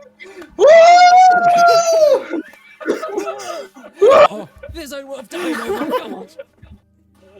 You see us, I just put their swords back and they just sprint off, down towards the gate. Go, kill him! They just sprint off, you hear kind of screams in the distance, just like, ah! Highly organized military, my ass. Look at him go. Just straight out of there. The rest of you, from the top, you hear just these high-pitched screams as these two guards just bolt into the streets. That little pigeon does not fail to impress me. I still have movement. I would like to spend. I would like to spend my 40 feet of movement trying to reach my friends. Yeah, you just put your frying pan away, pack your stall up nicely, and just walk up the stairs. You still hear the faint kind of screams and like heavy footsteps in the distance as we get to bolt out of there. I don't know whether to be disappointed or surprised. Absolutely surprised and enthralled. He is a pleasure to be around. I'm in awe. Thank you so much. I am in awe. That was a perfect distraction. Thank you. I give him some jerky from one of my rations. Really well done. I just saw like a tail of a cat go across Aggie's webcam. Just Yeah, but you kind of look and you see the guards on the main gate have started to react. You see them kind of look down and shout something to their colleagues who are now there underneath, kind of waving their arms, Let's kind go of inside. screaming Let's about go. something. Yeah, we go. We as much as we enjoy this moment, we're gonna go inside as quickly and quietly as possible. We need to. I will say, as you kind of enter this top courtyard, you realise there is a portcullis you can close if you so wish. Oh yes, yes please. It's like a heavy rope-operated crank. lock him out. Who's the strongest one here? I'll do it. Yeah, I would say Maverick probably. Yeah, not me. I'd say it doesn't. Oh, if you want to do a check, you can do a check. Yeah, 17. Yeah, 17. Sure. You grab onto it and just. It closes. Alright, carrying on then. But to this, you see the guards on the gate do actually react. I kind of look over at the portcullis closing, and you see the figures begin to kind of move from the tower. Good. We need to find this big guy. So in front of you, there's this huge great hall, about probably 2 stories tall, a great arched thatch roof, and these large set wooden double doors. From inside, you can hear bellowing and talking. He's definitely in there. It's really loud, kind of orcish. Inside. It's quite distinct. Well, I think that's our exit. Are we ready? Ready as we're gonna be. We made it all the way here, didn't we? What about you, little man? Chef? Things might get a little bit, ruffling in your feathers if you're up for it. Try to maximize our damage as much as we can. If we can do this in one fell swoop, we knock an arrow through his head, we're out of here. Or a frying pan upside the back of it. I would love to see that, to be honest. Aye. Good times all the way around. Alright. Joy, Lugos, I believe in both of you. And I know that whatever happens next, you're gonna do great. And I inspire both of you. Ooh. A D6. Let's go. Please hit. Please get sneak. You're heading in. Yep. Okay. The doors are unlocked, so I assume you're just walking straight in like the A-team. Well, maybe a little stealthy, but yeah. Yeah, one of those kick down the door, surprise, mole. No, it should just be our bird friend walking in. We should. Yeah, all be to they're the most side terrifying stealthily. one of us all. 7 foot tall orcish man. It's a vengeful spirit. The bard guy, and I kind of like use my frying pan with control flame to like kind of like a hint of the fact that I would like him to make me extra menacing with his magic if he can. I use I don't know, prestidigitation. I make you spark like fireworks popping off behind you and just like try to make you look as intimidating as possible. I start playing this haunting guitar riff. There we go. I don't know, something to help this little boy out. Okay. Whatever I can do. I'll give him my everything. I start smashing the top of the pan and the pan together as I walk forward. I got it. So what I'll do is, as I'm playing, I'll start using prestidigitation to make it smoke forward, and he'll stride his way forward. This smoky little pigeon man. Yeah, but the best thing is he bestrides it perfectly in time with like the clanging of the pots as he moves forward. Yeah. And that is perfectly in time with your prestidigitation spell as well. So as he walks, there's like brimstone. Oh, perfection. It's like a little angel of death walking towards the door. Yes. While all the rest of us are off to the side being sneaky as shit. So as Him anyone being an angel stealthing of when you death go in, is- or are you just barging in front doors and confronting Dame Arbor Molten and trying to put an I'm end to his occupation? stealthing for sure. You're stealthing? Roll stealth for me. Same. Anyone else? Stealth? Do we roll with advantage? No. Okay.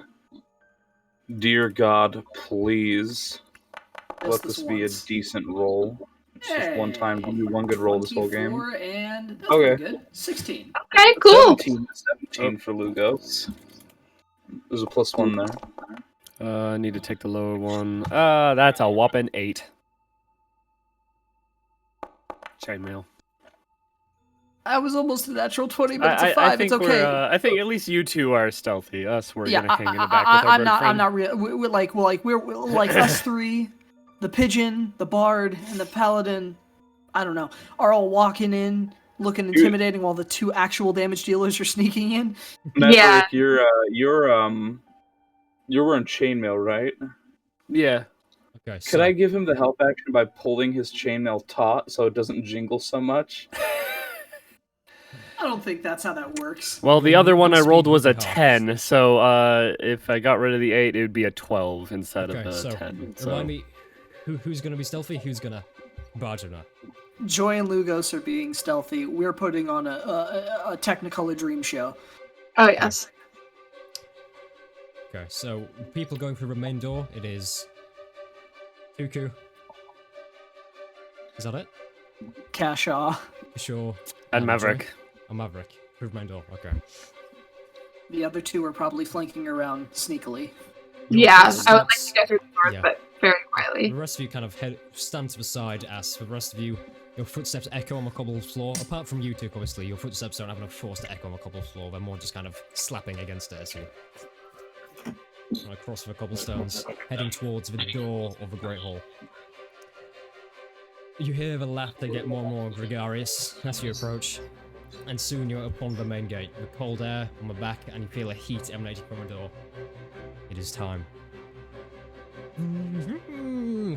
The doors come open. You see this huge great hall. You see a fireplace to one side, a broken piano to the other, and to the end of the hall, sat on a great throne, gems and gold piled around him, open treasure chests, a great hulking 7-foot orc. You see his nose is jagged and broken. He's really an ugly fellow. Both eyes burn with anger. One arm is missing, replaced by a large, battered cannon with seeming inscriptions surrounding it.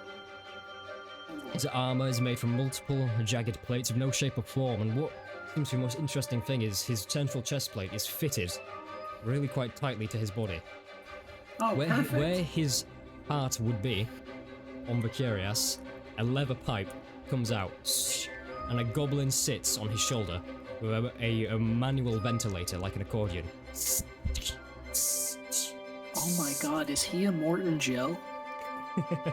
As he sits there with a cannon, he sees the door open, all his goons. There's about probably 8 goons in here, with him celebrating. There's hay bales all over, blood, various. They've come into this lord's hall and destroyed it. And they're all there. He come in, he turns. Who are you? He stands up from his cannon. He just extends his cannon straight to the main door. What's We your are- business here? A vengeful spirit has come! Oh god. I would like to stand behind a newly feathered friend, and as he's putting on this show of being an angel of death, I activate my radiant soul, and Asmar wings fucking flop up behind me as I Wings. mirror him. You see as every goon in a room draws their sword and gets into combat position. And that is where we'll go for a break. Alright! That is where Exciting. we'll go for a break for tonight. So, we'll be back Oh. here at, what time works for everyone? 25 past? 25 past? Yeah. 7-8 minutes will be fine. Yeah, 7 Yeah, minutes? like Okay. 7-8 We'll minutes, see maybe you back at 10. 25 past. Make sure you stay to watch the site of Dame Abermolten. See you all soon. Bye-bye. Oh boy. Nice. Exciting. Ah. Super exciting, man.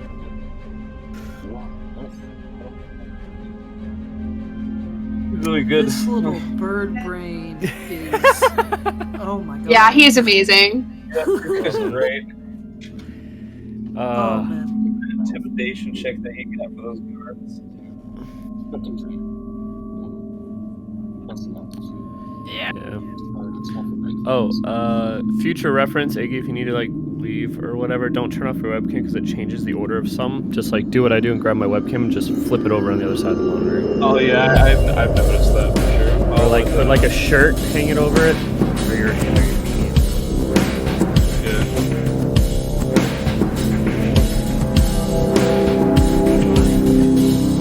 How do I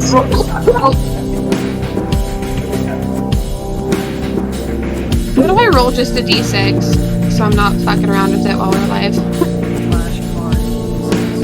Which flash?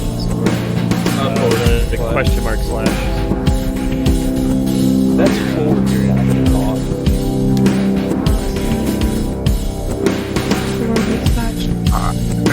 Is there a space?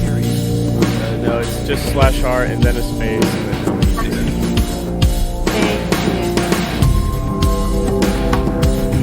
I will use my. I meant to ask. I'll be right back.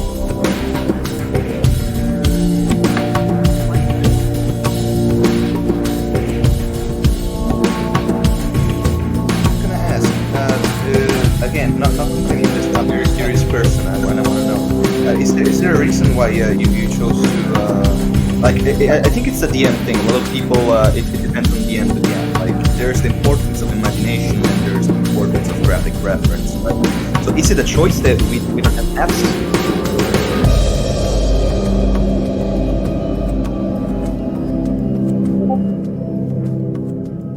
Okay, so like battle maps you do have.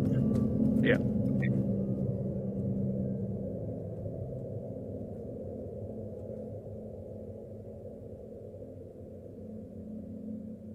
Okay, understand.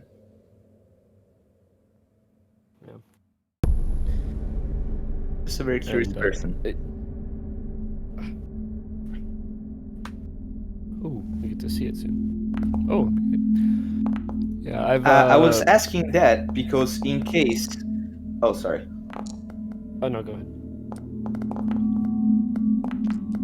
I was asking that because in case if you guys ever want, if you have ever seen in cartoons when they do those weird things of the crossovers, right, where you have some characters from one TV show appearing in another one.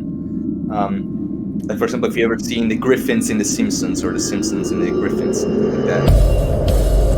I don't know if you know it, but I do. I draw maps and I also draw tokens. So I think it would be very interesting if for one of our sessions I made a map for you guys and I also drew your tokens. And I think it would be very interesting.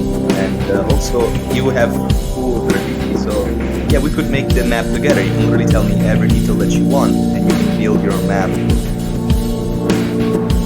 Actually illustrate it.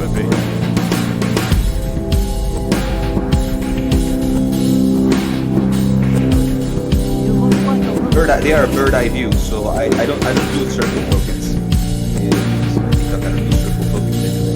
Bird eye view.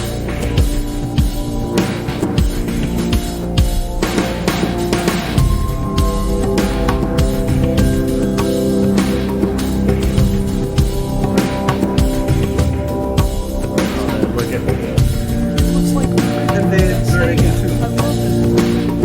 is he holding an egg? Yes. Yes, He's holding a. I have you now. Actually, yeah, that comes from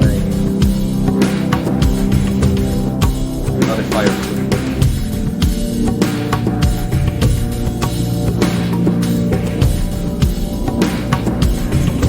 I'm really surprised that I heard the words key points.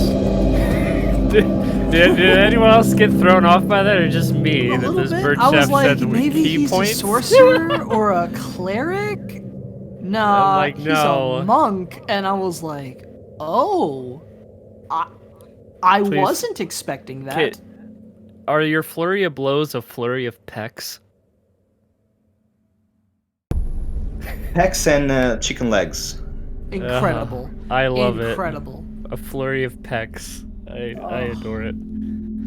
But like as of Thing right now, is that my frying pan. Are you a Kinsei yeah. monk with So your frying pan? just so you know, the way that I kind of imagined it, I can't move these tokens, but I'm pretty sure that Tuku is front and center.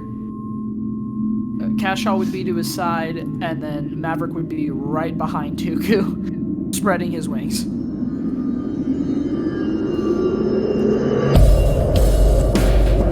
That's kind of how I saw it, because, yeah. And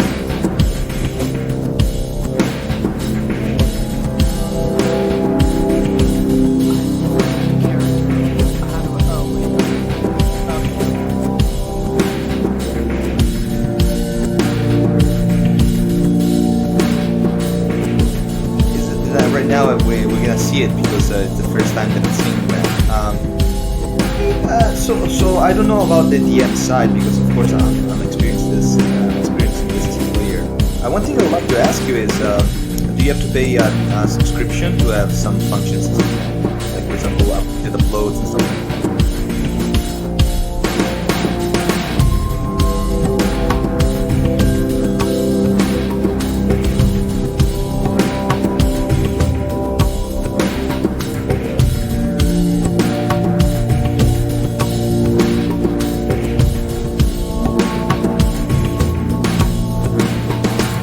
Like a primary difference.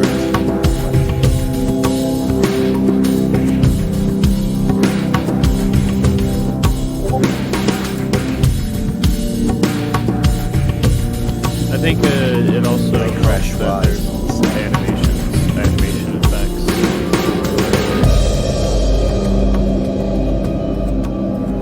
Do we have someone back?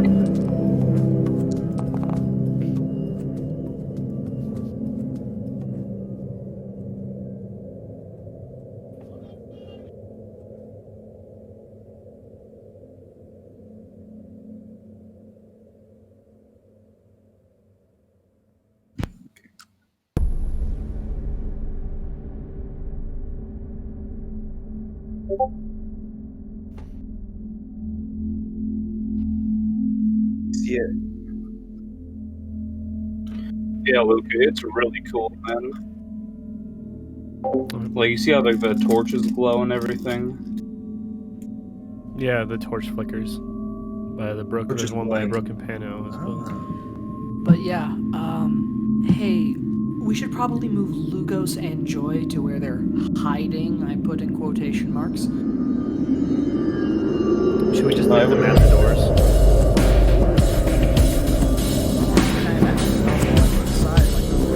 Yeah, that's what I was thinking. Behind the pillar. Yeah.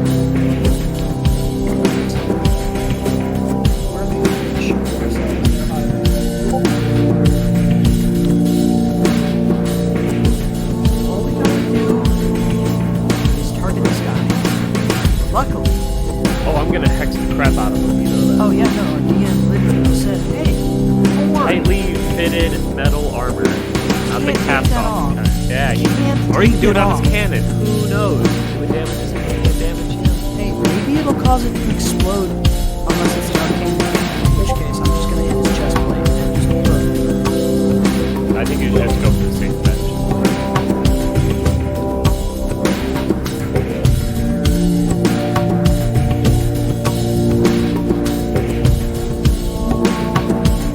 I was looking at it when it was all of our webcams circled around.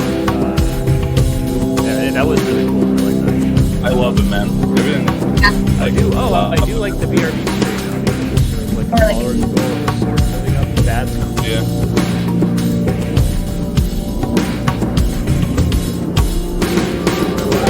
An episode in, we're getting 50 followers, and we just started. Hell of a Yeah. Yeah, we did it from nothing, pretty much. Just That's from pretty people wanting to awesome. come watch D&D.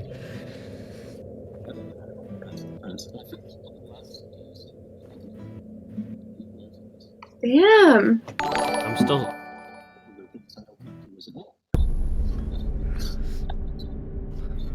I'm still shooketh.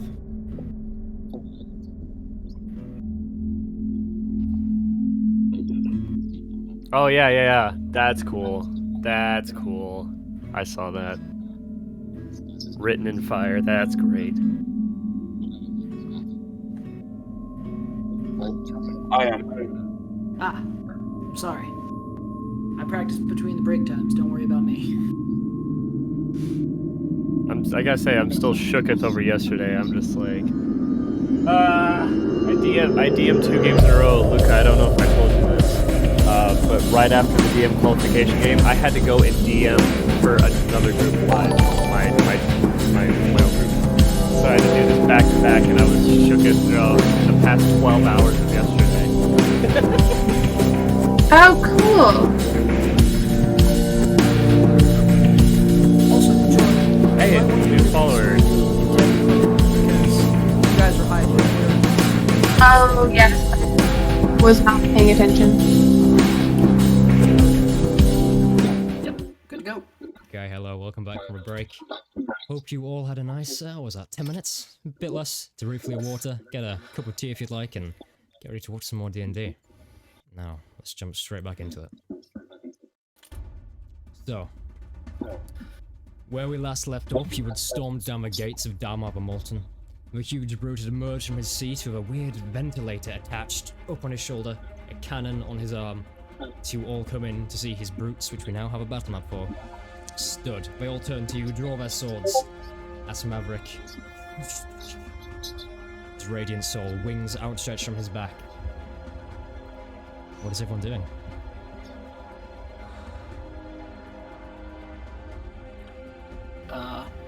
I'm trying to keep the focus entirely on Tuku and Maverick so that Joy and Lugos can move up quietly.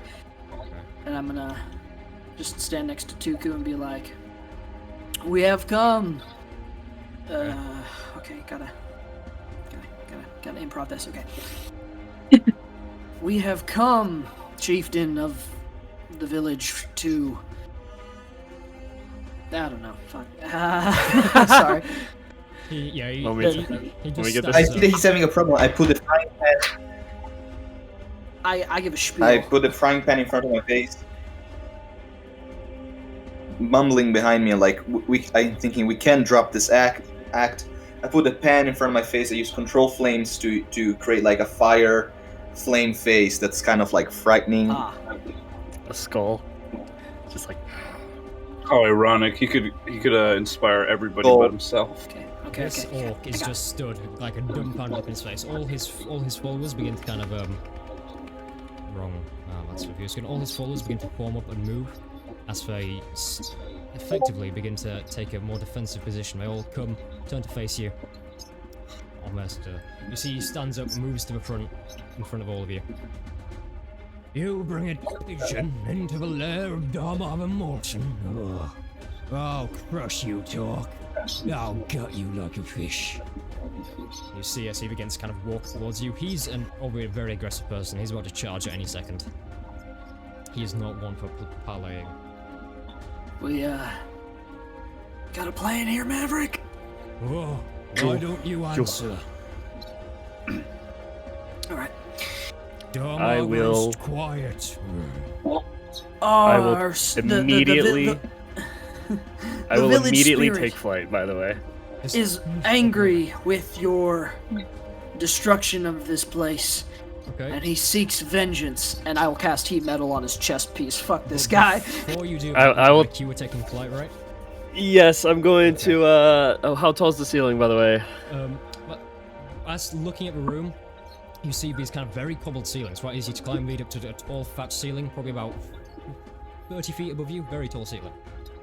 All right, I There's a fly up chandelier 20 hanging feet as and well. I shout out, "May your wretched souls be saved." Okay.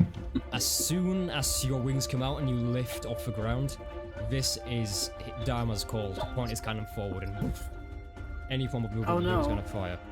Another cannonball. Another cannonball. Fortunate. Oh, it's gonna be a repeat of the battlefield, Ben. Yeah, it's gonna be great. I am. Maverick, because you're the first to move doing this, I want you to make a dex save. The rest of you, actually no, I'll let Kishore do his action and then we're rolling initiative. Okay. I am casting heat metal on the chieftain. Okay. Right on that Make me your deck save. fused in chest plate that he can't take off. Yeah. Pretty smart. Hey, he has disadvantage We'll on find all out his if I attacks use now. my. I'll figure out if I use my DM's intuition or not. Let's see. I don't know if the D6 will help, so I'm just gonna choose not to use it. Kishore, is that a save he has to do or not? Because he can't take, unless he can take his armor off, it would have been a Constitution save to Okay. drop and. Here, I'll read it again. Okay. So- I can't take it off, so I imagine not. Yes, so if the creature is holding or wearing an object and takes the damage from it, the creature must succeed on a Constitution saving throw or drop the object if it can. If it doesn't drop the object or cannot drop the object, it has disadvantage on attack rolls and ability checks until the start of my next turn. Everyone click over to the fist symbol or roll initiative for me. Let's see how this turns out. Where's the What's the fist worst symbol? that could happen? It's at the top, just next to the chat box, you see? On Foundry. Got it, got it. Crap. Great. Oh, delicious. We're about to get swarmed. And your DM here has been reading a nice book known as The Monsters Know What They're Doing, so... They're doing, no. Let's do we're this. Oh boy, we're gonna get. Oh, Do we do flat initiative or we add dexterity? You I had do your dexterity. You always have extra initiative. It's. Not a 19 for me, I guess that's a 22. Yeah, I can change that for you. And if that's the case, mine would technically be not a 5. That would be an 8. Okay, yours is an 8. Yes. That boosts mine up to a 17 then. Wait, so yours is an 8, and yours is a 17? Yeah, mine's a 17. Blue ghost. Or boosting yourself higher here. Anyway. It helps. And of Boosting course, to Tuku goes Maverick, first. You fail the dexterity save as this cannonball, as soon as he fires, just you see his entire body recoil back. He almost shakes like a pot of he's like a pot of jelly as his body just shakes with recoil of a cannon. He just braces against himself. The cannonball whizzes towards you. You are going to take. I just need to get my D10. 15 points of damage. 15 points of bludgeoning damage. Okay. I think we have an echo as well. It's Anyway, pretty devastating. Oops. I hit the wrong key. that's what I'm saying. I'm Stop conscious it. already. Oh. Okay. No, Two. it's bugged. Hold on one sec. Oh, wait, damage for heat metal as well. What was that? Yes, I'll roll that right now. My apologies. Wait, Maverick is down? No, it's not. No. It won't let me click in the hit points thing. Hold on, I just gotta reset myself. There we go. Okay. I reset myself with a 11 long rest. So you're 11 hit points with of fire cannonball. damage. He takes 11 points of fire damage as everyone draws their swords and goes to attack. With that, Tuku, you're the first to act. Okay. I feel confident in the fact that I can take a cannonball. So I try and step a little bit forward. Okay. And steal with the frying pan in my face with the flaming skull of the bird. I drop the pan and I turn the flame that's on the pan into a firebolt and I throw it at the guy with the cannonball trying to get his attention. Okay, roll to hit for me.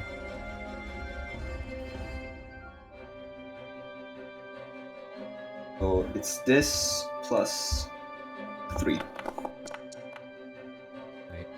Okay, so you fire this fireball out. It's kind of a bandit in front. It's getting dodged to one side. You see as it comes towards him, he brings his cannonball up and just uses the thick of a metal to absorb it as it comes towards him. You see the end of a cannon glowing kind of red hot. Is that your turn? No. Yep. Yes, because I casted a spell, so I can't really ready an action. So, maybe I'm just gonna take the rest of my movement. Do we divide movement in this campaign? Can we do that? Like movement, action, movement. Yeah, sure. Yeah. Yep. All the time. So I kind of like take some steps back, reconsidering my life. The sorcerer. Reconsidering the whole life. Yeah, You see Tuco kind of approach, fire his fireball out, and it gets blocked, and he just hurriedly kind of scampers back towards the Bacon Man.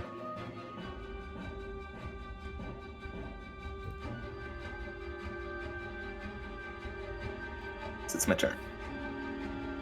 Okay. Player should be unfrozen now, so right. But that is, I don't know if I'm going to find it freezes it. Tell me if they freeze again, but now it's Son of this bandit. There's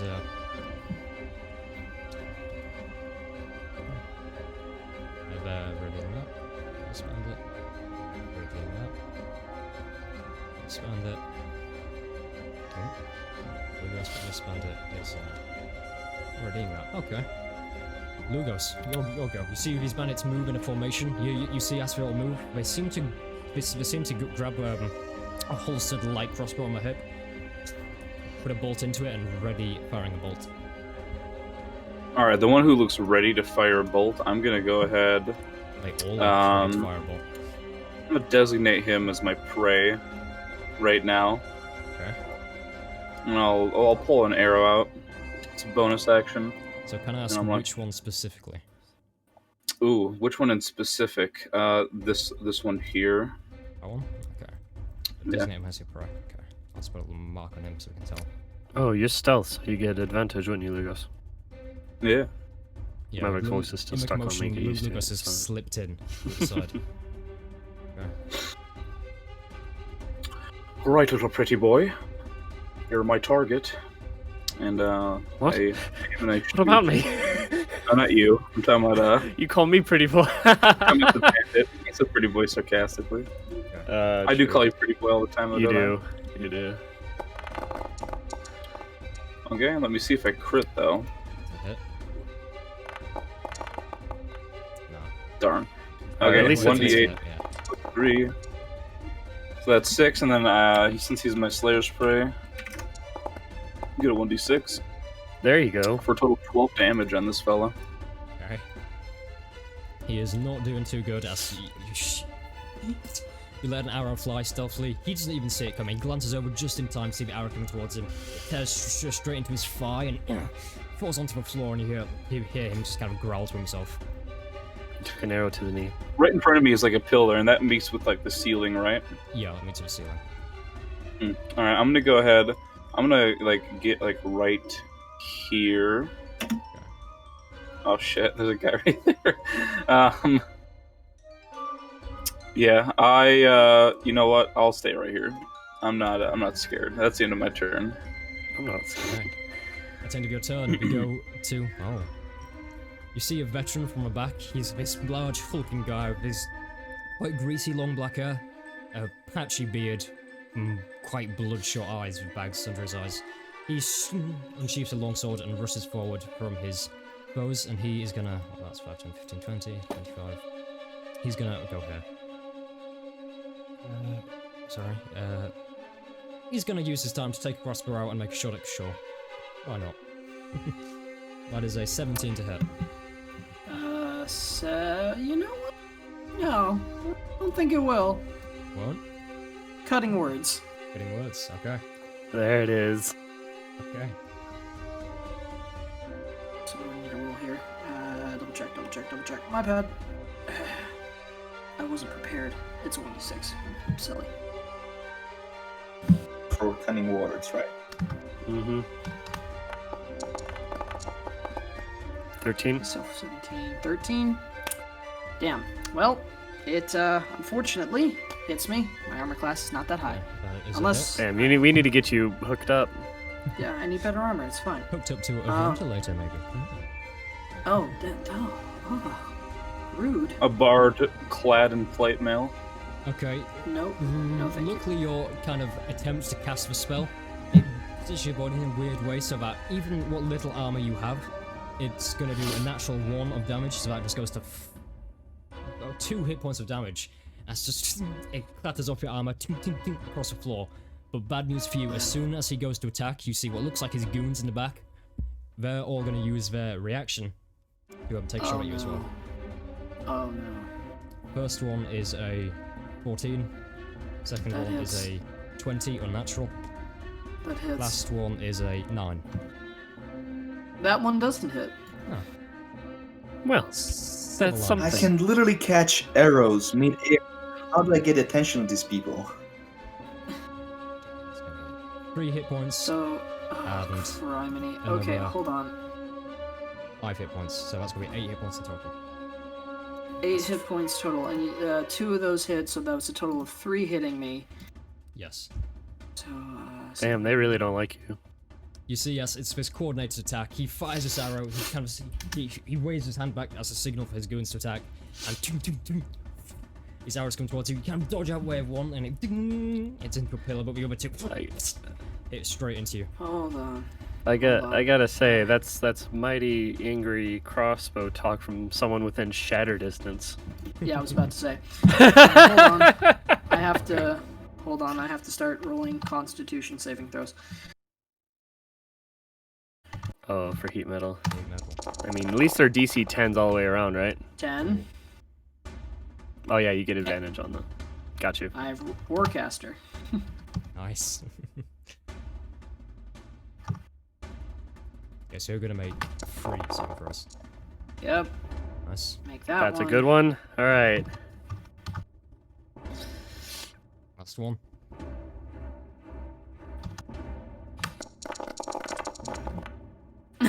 One and Oh, a you're 2. joking. So the first 2 cross the bolts, one starts off, the other one hits straight kind of right into your left pec. With a third one, that's not to break concentration. You look up, to holding on to heat metal spell. With a third one, it grazes right across your cheek, and that just breaks concentration instantly. Feeling it so close to your face, and you feel crimson blood of this warm liquid begin to seep down your face as this crossbow That's hits, not very fun. breaking your heat metal spell. Okay. Sure, it's your turn. Well, Karma's a bitch. 5,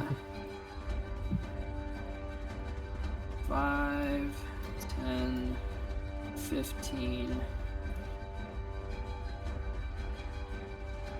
20. Karma's about to be a real big bitch. Alright, let's see if I can do this. Okay, so. What would be the best? Let's see. I like No. how cold and calculated this is. No, right. Hold on. Right there. Right there. Let's keep it. Not the one on the right. That one Oh. right there. Okay, I cast Shatter. Shatter. Yeah. That's con saves. Yes, sir. That is just one. Okay. Bandit on the top left gets a 16. Saves. Down of a Molten gets a 7. The Bandit on the Fails. top right gets a 21. Saves. Bandit on the bottom right gets a 11. And the Veteran on the bottom left gets a 13. Alright, the last 2 both fail. The save, it was a total of 14. Okay. Loud ringing noise. The failed ones take 3d8. They take half as much on a successful save. So only the 2 bandits in the back row succeeded. Everyone else failed. Yep. Cool. Okay. Come on, high. Oh! Not 16 bad. damage. Hell yeah. Brutal indeed. Okay, so Oh man. the rest take half, right? Yes. So the only 2 Daemon that saved. takes full. Yep. Mm-hmm. And with that, I'm gonna. Oh, wrong one. I Okay. cast it on myself. I'm gonna use my last 5 feet of movement to move back and try to shimmy. Yeah, I can't move any further. That's my full movement, I believe. So 5, 10, 15, 20, 20. Actually, no, I can move here. 30. There we go. Okay, so Aha, as behind the pillar you go. you've been battered by these crossbows, and as a result, you extend. I assume you cast Shatter with musical instruments always. I Or is just it- strum hard on the guitar and just boom, a You loud shred shattering out on the noise. guitar as this noise emanates from a square. You see all the people in this square immediately clutch their hands to their ears. This bandit here, you see as he begins to kind of scream and shriek, blood trailing from his ears, and he falls down on his knees, slumped against a pillar, and his drops limply to the floor. Ha! Got it. You see the rest of them, they kind of hold their ears until it's over. But Dame of Molten, he's the only one who doesn't. He just goes and he stands there and he just says, "Man, swine, I'm gonna kill you." As he is gonna, he's coming for you, Shaw. Of course he is. Your turn. Please, Son of this bandit. frontliners. Please, I'm begging you, get in front of me.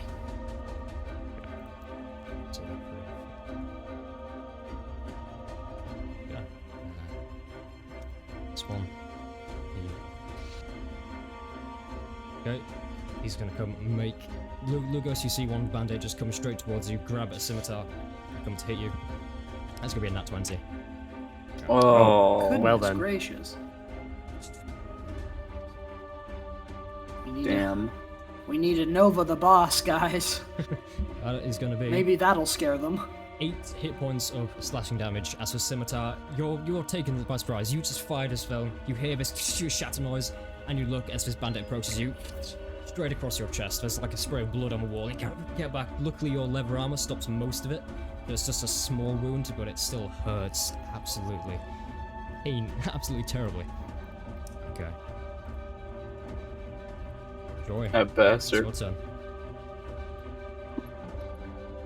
Okay, I so believe Joy is still hidden too.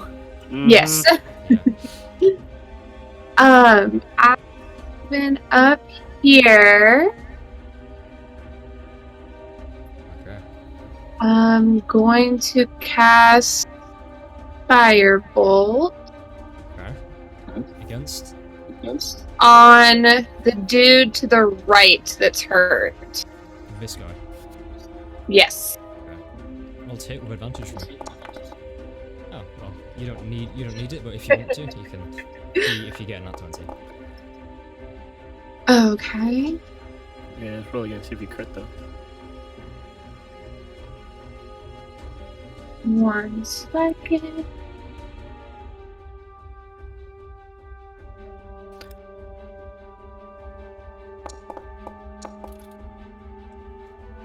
No. About the same way, and you're taking 5 hit points of damage. Okay. You sneak out from behind your hiding place, and this firebolt is cast from your hands, whizzes across the air. This guy, who's just recovering from a shattering sound and looks up to see a firebolt, hit him straight in the back of his chest. He goes flying back about 10 feet and slumps against this pile of gold, his blood kind of seeping into some of the coins as just ash and smoke rises from his chest. He is dead. Awesome. And as a bonus action, I'd like to try and move and hide behind this pillar. If I can. Bonus action hides. Woo, let's go. Okay, roll stealth for me. Is that gray? It is gray, chat. Gray. Come on. Ooh! 20. Okay, 20. Yeah, you just disappear. You just disappear behind a pillar. Awesome. Now it's turn of Dame of Morton. You see, he sees his people dying around him. He turns and says, "Stand up and fight. Don't lose your morals now, man."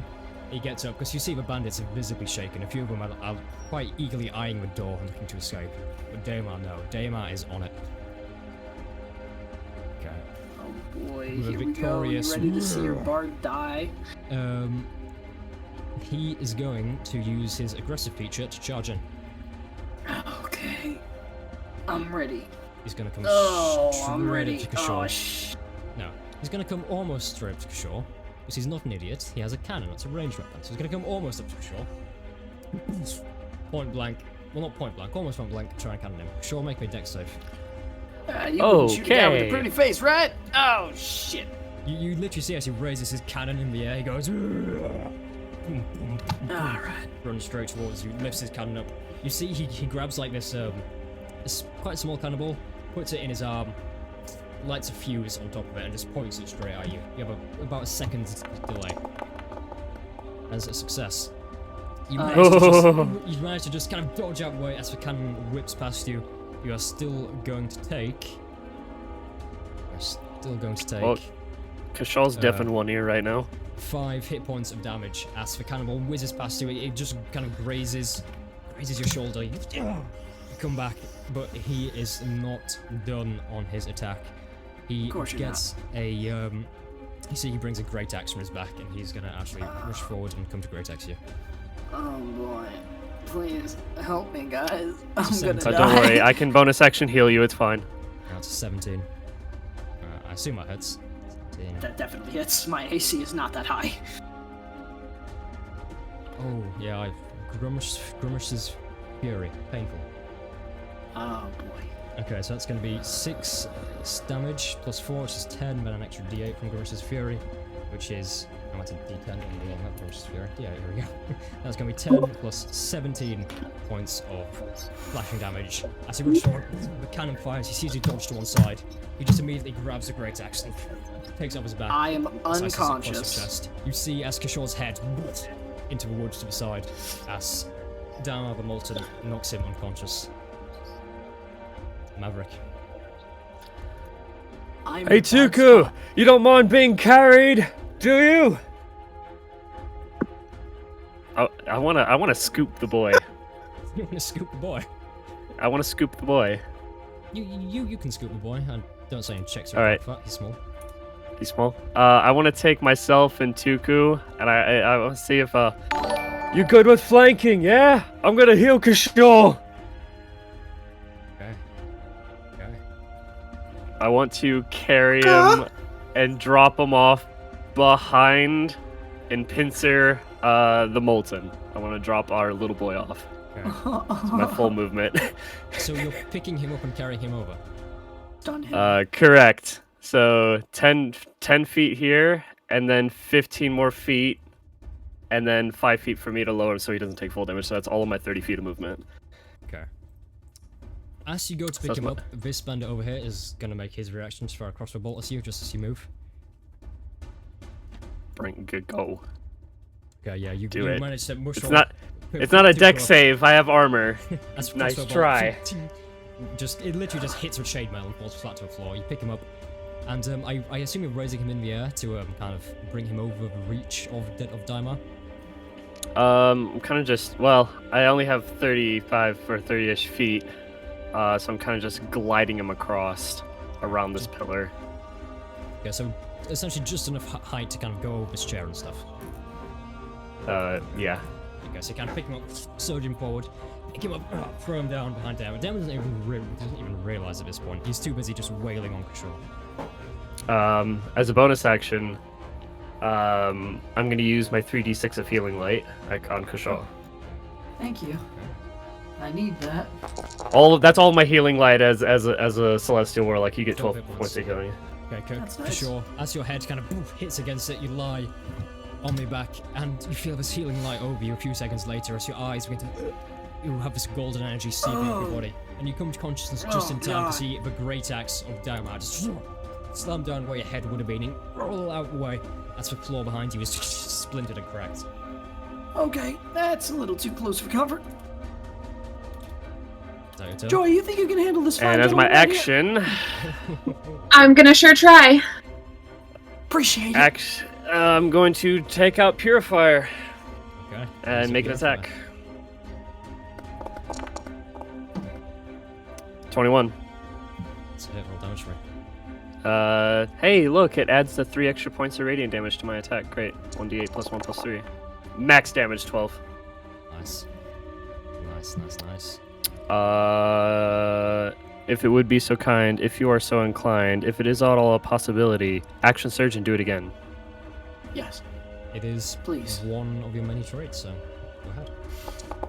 What a great time. Nah. Except it's not. Nope. Except it's Okay. not. So, are you flying when you're making these attacks? I'm still kind of above the Just ground, like I believe. hovering a few feet. Yeah, so I think you I'm drop still like people. 5 feet up off the ground. You Just so I immediately, can reach him. you immediately just go grab Purifier to the beautiful longsword straight across this guy's back. You see this kind of orcish blood kind of begin to spray out. So he's kind of. Your second I'm attack, 10 it's feet up off the ground now. perfectly placed to go down straight on his neck, but as he does so, the small goblin on his shoulder, the quite skinny looking goblin, simply turns and he goes and he lunges forward, he grabs your wrist as you bring your sword down and begins to wrestle with your sword and throw your arm kind of away to stop you hitting his master. Well. But you know, like as soon as he like fights your way, he immediately starts pumping the ventilator again. Okay, is that your turn? Correct. Okay, Well, man of the actually, I hour. think I have 5. I think I have 5 more feet of movement. Actually, Go right ahead. that was 25. All right, 30, 35. There we go. Okay. The man of the hour, Tuku. You've just We seen got him Maverick take surrounded. shots in front of you. What are you doing? Okay, so I believe as Maverick pulls me down, I would like to think that there's some sort of like shroud of darkness over my face as I saw Cashew just fall down unconscious and feel some extra cashew. Sorry. Okay. I No, don't really know it's how to pronounce Cashew your now. name. Because you're a chef, it makes sense. He sees everyone as food. Yes. From myself as I take off the lid of the pan, take it as a shield, bring the pan up, and I activate my Mental Flames from my Phoenix Sorcery trait. But the Mental Flames, it actually works as a fire plume on my head. So this sort of like big rooster fire plume appears on my head as you know I am emitting this light, and I immediately after pass and attack this brutish guy, and I try to hit him.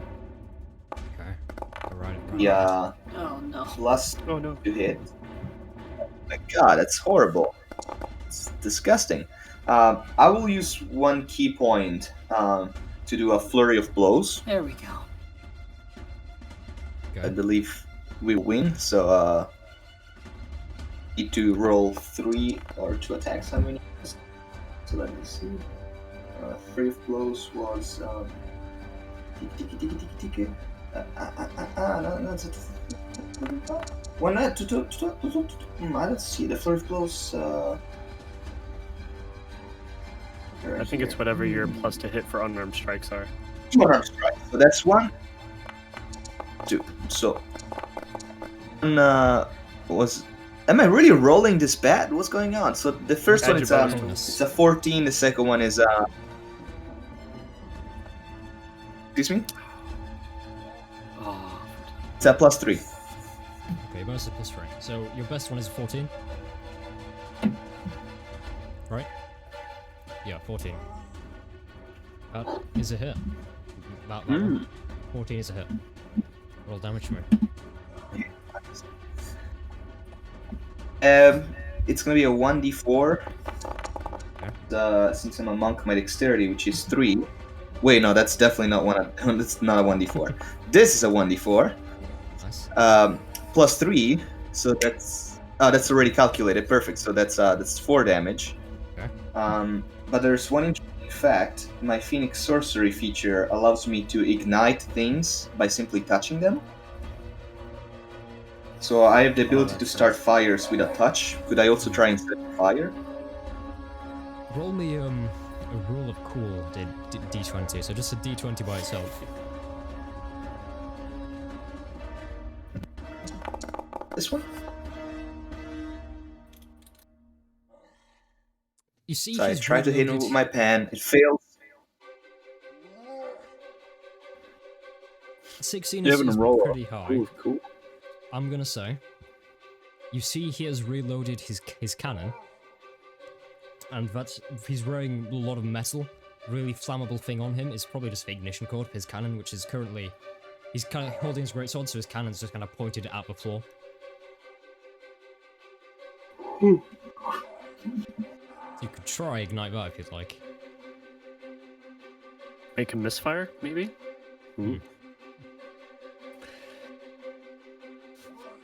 Make him misfire his weapon. Why not? Okay.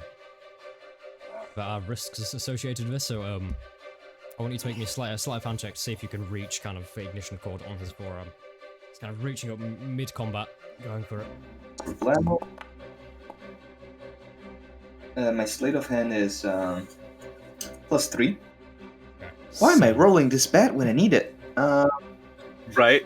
That's exactly how it was. that's the earlier. fates of literally everybody here. So, Everybody. This guy is 7 foot tall, and as you kind of come and you give a really quite a devastating blow to someone of such a small stature with your unarmed strike, he kind of recoils, and you see flames kind of on your fingers as you go unite the ignition cord. But you're like a foot too short, and he kind of notices your hand, and you see his head begin to turn, and his great axe begin to move direction. Okay. Is that your turn? Yes, and just as a fact, my mental flames makes it so that creatures in 5 feet around me take fire damage equal to my charisma modifier, which is 1 at the beginning of their turn, or if they touch me. Nice, okay. Nice. Yeah. Lugos, your turn. All right, man. I'm gonna try something really nutty here, and it's gonna be a little Always. crazy. Wouldn't expect anything else. I'm gonna use my bonus action. I'm gonna cast a Zephyr Strike Okay. on myself. I'll hold my fingers forward real quick, and what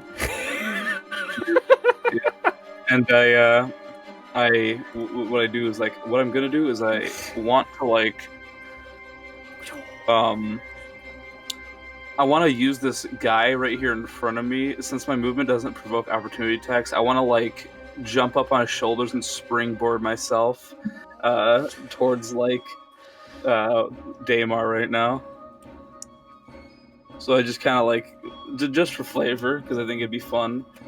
I kick off. A roll of cool, D20. Sure. This is you I'll asking do a lot that. here. This guy has just sliced you across your chest, and I'll just jump onto his shoulders. 1 second here. There we go. Oh my I have goodness. to get off of that.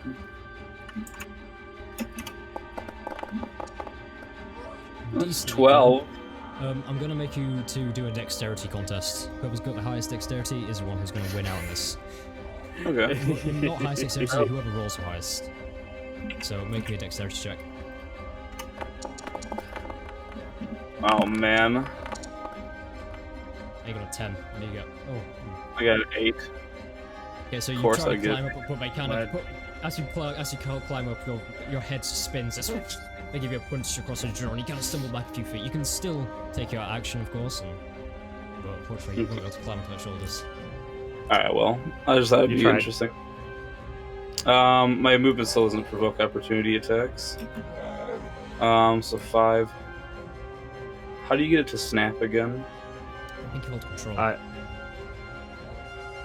me see. Control and click. Yeah, control and click. Control click.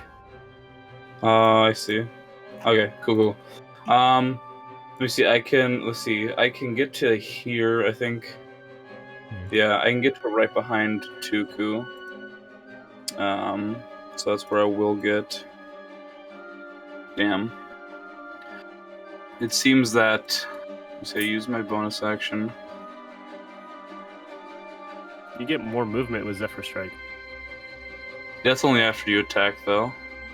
Ah. Yeah.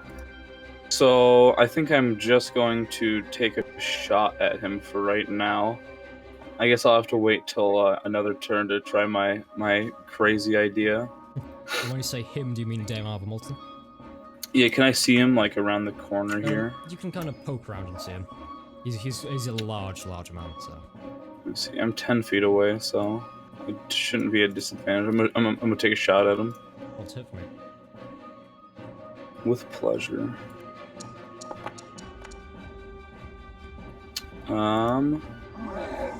Yeah. Oh, wait, no, I got plus 10 and plus. That's a hit. Nice. 10. Nice. Very nice. So, considering you have just moved at a rapid pace across the room and evaded a blow, you come and you just lean around the pillar straight kind of over to his head. I don't want to where lean. you hear a Can I do something cool real quick? Can I come running up and I want to slide on my knees and let a arrow go real quick at him? Okay, yeah. You kind of come. The wood's quite roughly hewn, but luckily it's soft enough so you can do a successful slide. You fire the arrow to Tuku, your head just whacking him, and all of a sudden this arrow just whizzes past your... Pigeons have ears? Yeah. Whizzes past your ear. Sniffles. Strikes kind of it right into the back of his knee as he buckles under his head. I'm gonna eat you, man, swine. Suck my hairy balls. Lugos, do you get bonus force damage for that attack? It is counted as force damage if I decided to take Zephyr Strike. Okay.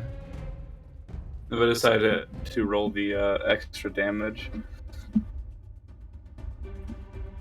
Oh, you big green cunt!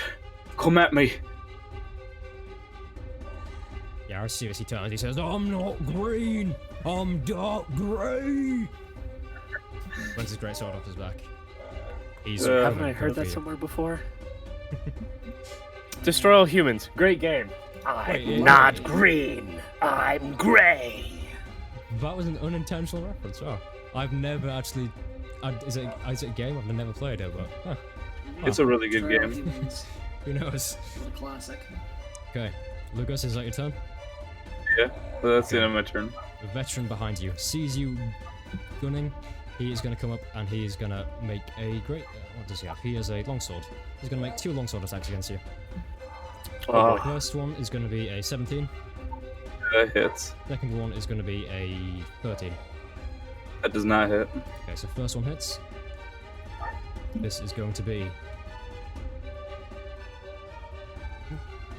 It's going to be 9 points of slashing damage. Straight kind of across your back. It looks like he gets tangled in your cloak somewhat, but as he does so, he once again turns. He issues a command to his man. He says, "Fire!" Oh god. And these two here are going to use their rare reactions, which they prepared an attack to fire crossbow shots at you. First one is a 15. Second one That is misses. Nat 20. That misses too. No, that hits. So is the first one and the second one hit? Yeah, the one hits. The nat 20, of course. Second one is going to be 10 points of piercing damage. The first ball, it kind of just gets tangled in your cloak, but it moves it to one side. The second one comes in a steel opening. It's straight in the back of your kidney almost, just straight in the back, and you feel a horrible searing pain. I think it makes contact with your kidney. That one has really hurt. Oh, you blasted prick. Okay. That is the veteran's turn. Make sure you apply that to your character. I like seeing the health bar dwindle down. Oh boy. Sure, you're up. Alright, He's I'm a gonna mess. do the risky thing, fuck it. I'm gonna use half Come my on, Mike, movement get to up. stand up. Oh, yep, nope, yep, I'm out of here. Better things to do than fuck around with you, you big stupid orc. And I'm just gonna walk away. 5, 10. Oh, wait, no, I didn't see that. Okay, so 5, 10, 15. Are you taking That's what I action to disengage? Nope! I just walk away. You're okay. You're risking it. I'm risking it all. As you walk away, the gun hadn't misfired before, so it's still loaded. He sees you turn your back. He kind of looks at Lugos back, just time to raise his cannon, seeing you walk away. Make me a dex save. There is no way I can put in my protection fighting style, can I, on this? Does that Dex save. specify a melee attack? Or is it It's any attack? an attack. It's just an attack. When a creature you can see that makes an attack roll against a Yeah, target yeah. within 5 feet of you, you can use your reaction. Technically, isn't an attack roll, but you can use your reaction. This imposes disadvantage, correct? Normally it would Yeah. pose a disadvantage on the attack So, roll. May I um, use I'll this to give give it Kashaw advantage, advantage yeah. on the deck save? Yeah, makes sense. So Okay. as he kind of goes to aim it, line up to Shaw in the center of mass, you rush forward and kind of just grab on the cannon using your wings and kind of smash it into the pillar, trying to throw off his aim. Okay, sure, make me a dex save with it. Bless you, Kashaw, you get advantage on your deck save. I mean, Come on! I appreciate it. In pure teamwork, yeah. Okay. Nice! First one, 17. Ooh, damn, Kashaw, you... I'm crazy. Okay. Okay. Well, that's Not bad, man. Okay. I'd like to that's imagine I it. take my shield and bash the cannon into the pillar. Yeah. Yeah. That'd be really It do- says I must be wearing a shield to use this fighting style, But so for sure, I just you're bash still his going cannon to with the take shield. me 3 hit points of piercing damage as you rush away. And the cannon, it does fire, but it's smashed into the pillar, and it hits the floor just next to Joy. And it sends splinters of wood just as you run away, and they kind of almost porcupine into your back. But as Dama's cannon is smashed against the pillar, you see it's kind of tilted upwards, and this molten sludge just fires out the end of it and lands in this tile here. It's almost this volcanic brimstone, horrid, boiling mass that fires out of his cannon. It's obviously the residue, because it was vertical, it came out much worse. Okay, sure, is that your turn? Well then, don't touch it. I imagine you have plenty of bonus action to do. Oh, he didn't even use an action. He just uses movement. Oh yeah. Yep. Unless he dashed action somewhere.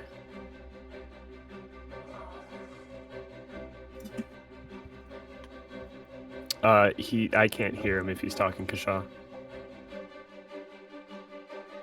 You there?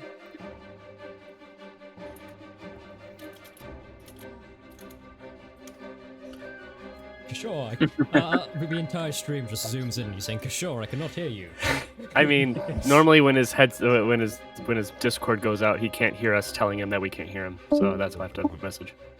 Oh, he's gonna come back. There we go. I promise I'm here. Okay, was that just your movement, or did you like dash action? No, I just moved 15 feet. Okay. I stood up, took half my movement, moved 15 feet, and now I'm casting Shatter. Okay. So these 3 gentlemen right here need to make another Constitution saving throw. Top left, that's 11. Top right, that's 15. Bottom right, that is a 20. Alright, so fail, succeed, succeed. Lugos, really? You think our viewers cannot spell backwards? Sorry. Tanook. Ah, yes, no. They can't even see it anyways. 20 Huge. It's gonna be a total of 21, half for the gentleman who saved. The top 2 fail.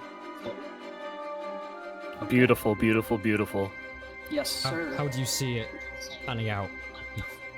Give me a vivid I just- description of I How strum do I do down this? as hard as I can. This shattering wave breaks reality, and just like their eardrums, their eyes, they pop Oh, gosh. Jesus like Christ. a seismic charge from Star Wars, but louder. Okay.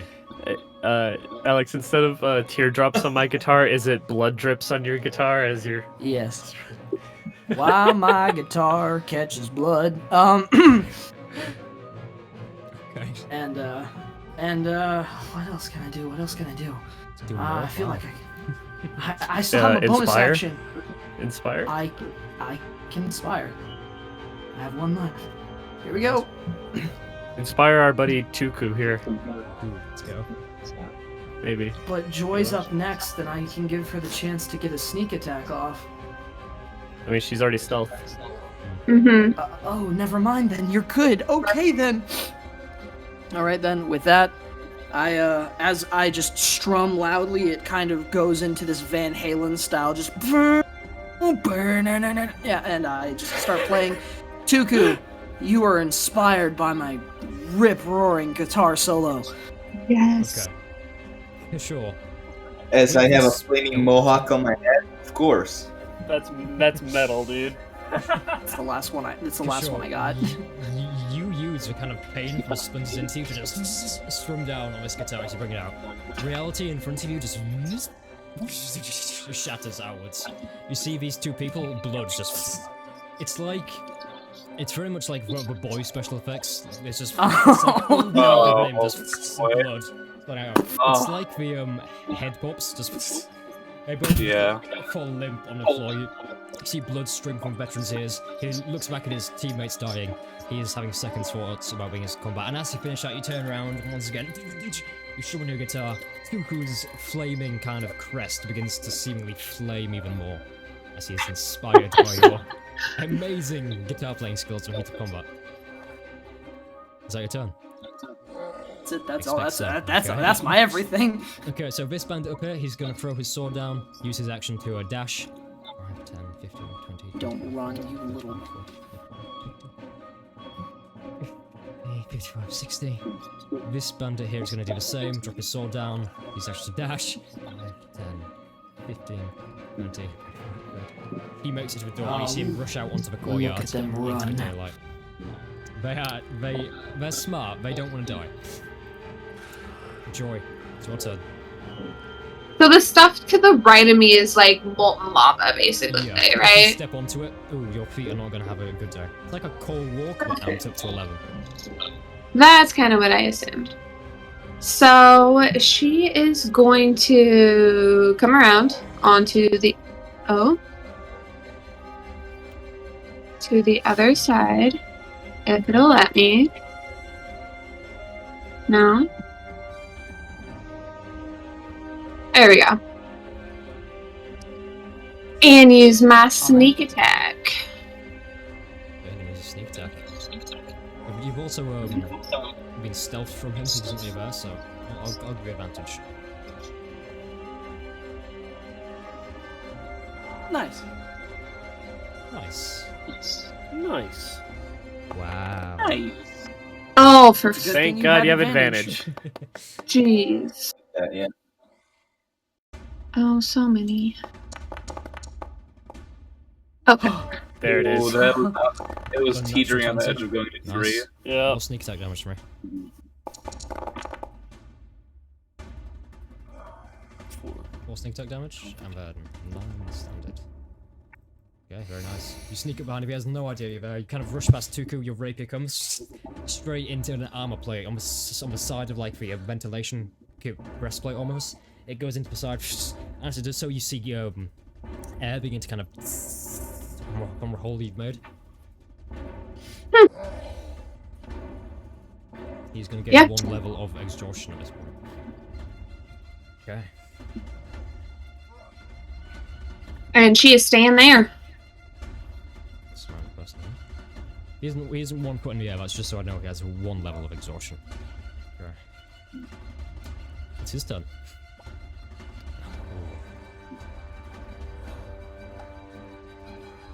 Please no.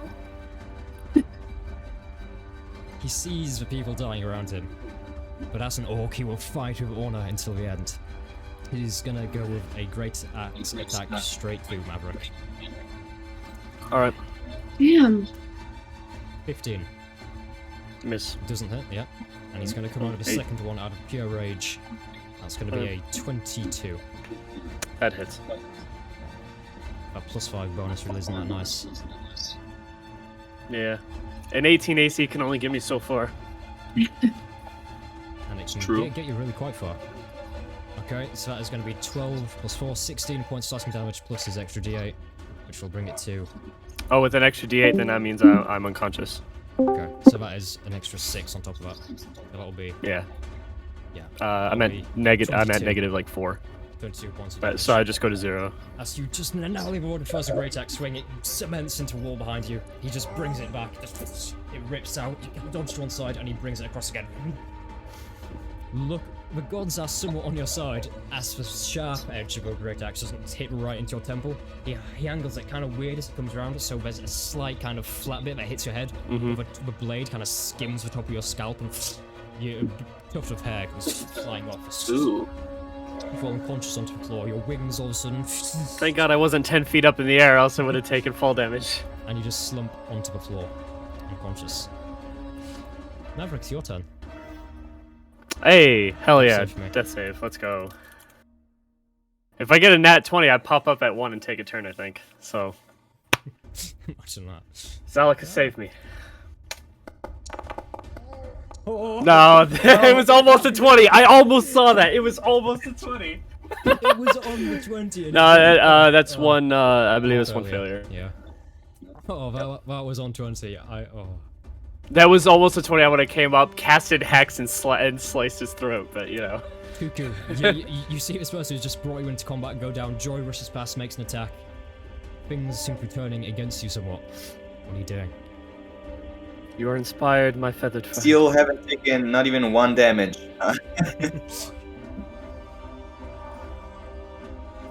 I am still untouched. You did it, Pigeon Man. You're glowing like a bastion.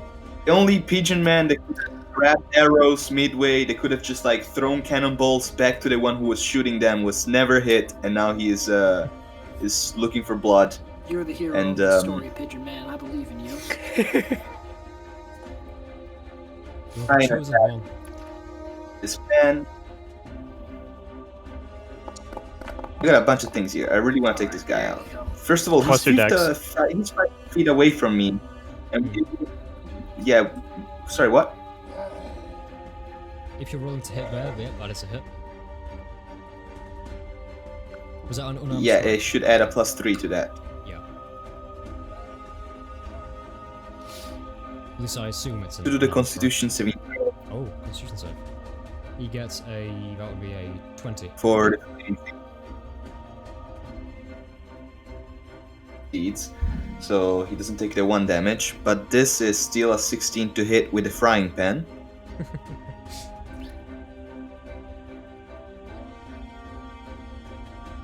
Okay, roll Hits. damage for me. Yeah, it's a hit. If this guy's killed with a frying pan. Like, Five frying damage. Okay. Yeah, kind of. It hits just. You do a kind of elegant jump and hit him straight across the jaw. It kind of dislocates slightly, and he just snaps it back. He looks down and says, "You dare attack Dame Harvard Grey with a frying pan?" Oh my god! I use my bonus attack, unarmed strike, as a monk, and I try to like punch him in the throat so he can shut up. Okay.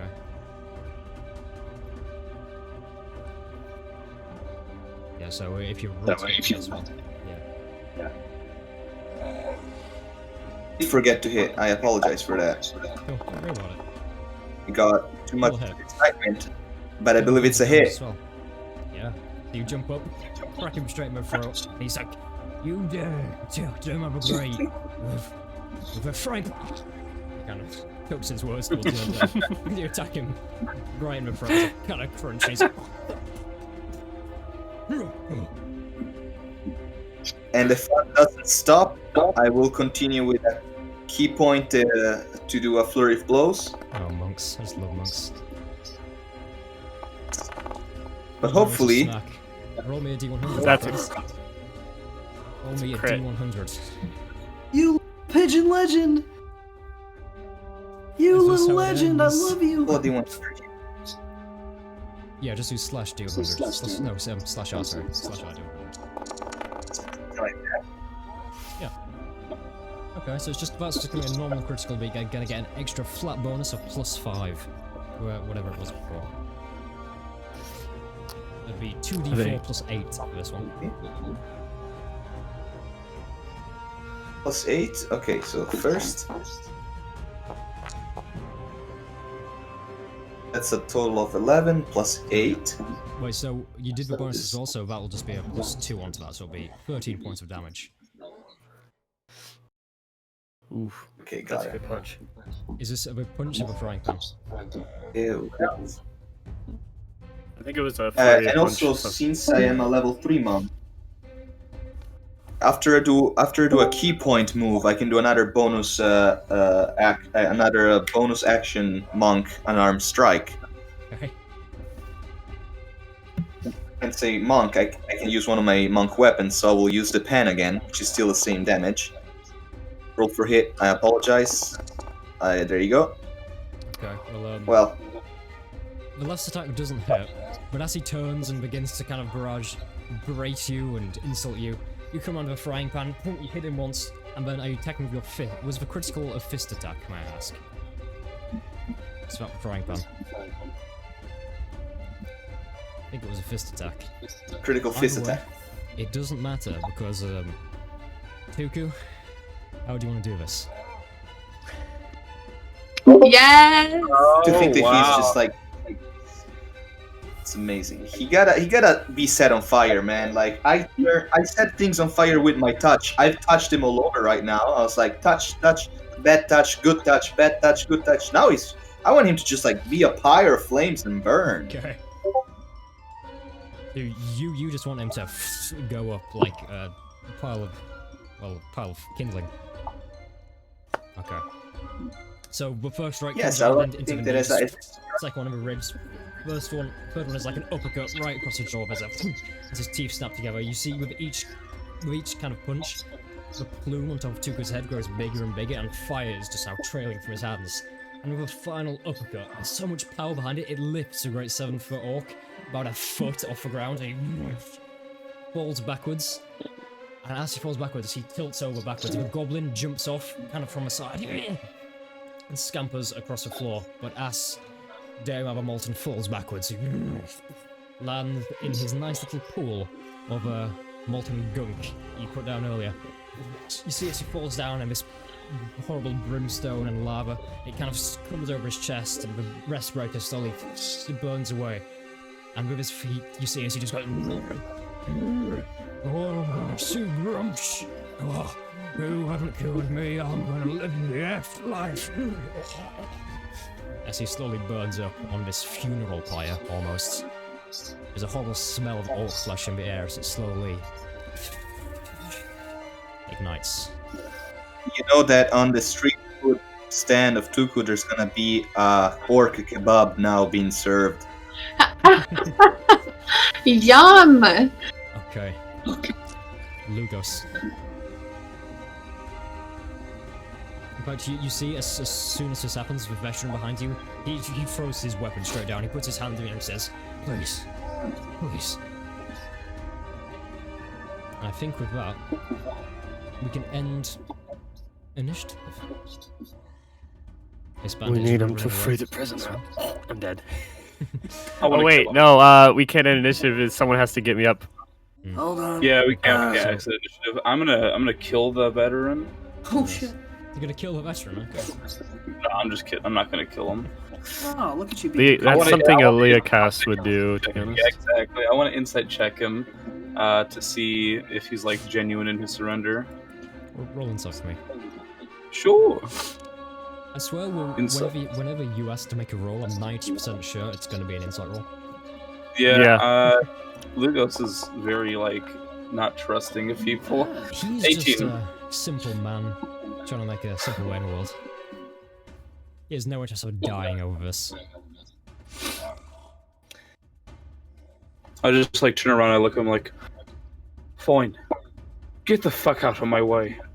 Yeah, he I like push throws him his sword to the aside. floor. He gets a single gold coin and flips it to you and says, "Oh, thank you." He just runs straight away. He Hey, has you get a enough gold coin combat out of that. experience to know this is not the time to die. And he, Oh the man, bandit I in was the gonna corner, be a mean asshole there for a second. Yeah. do you want to? He's gonna rush straight You know past what? I'm gonna do this unintentionally. Cashaw's not thinking about it.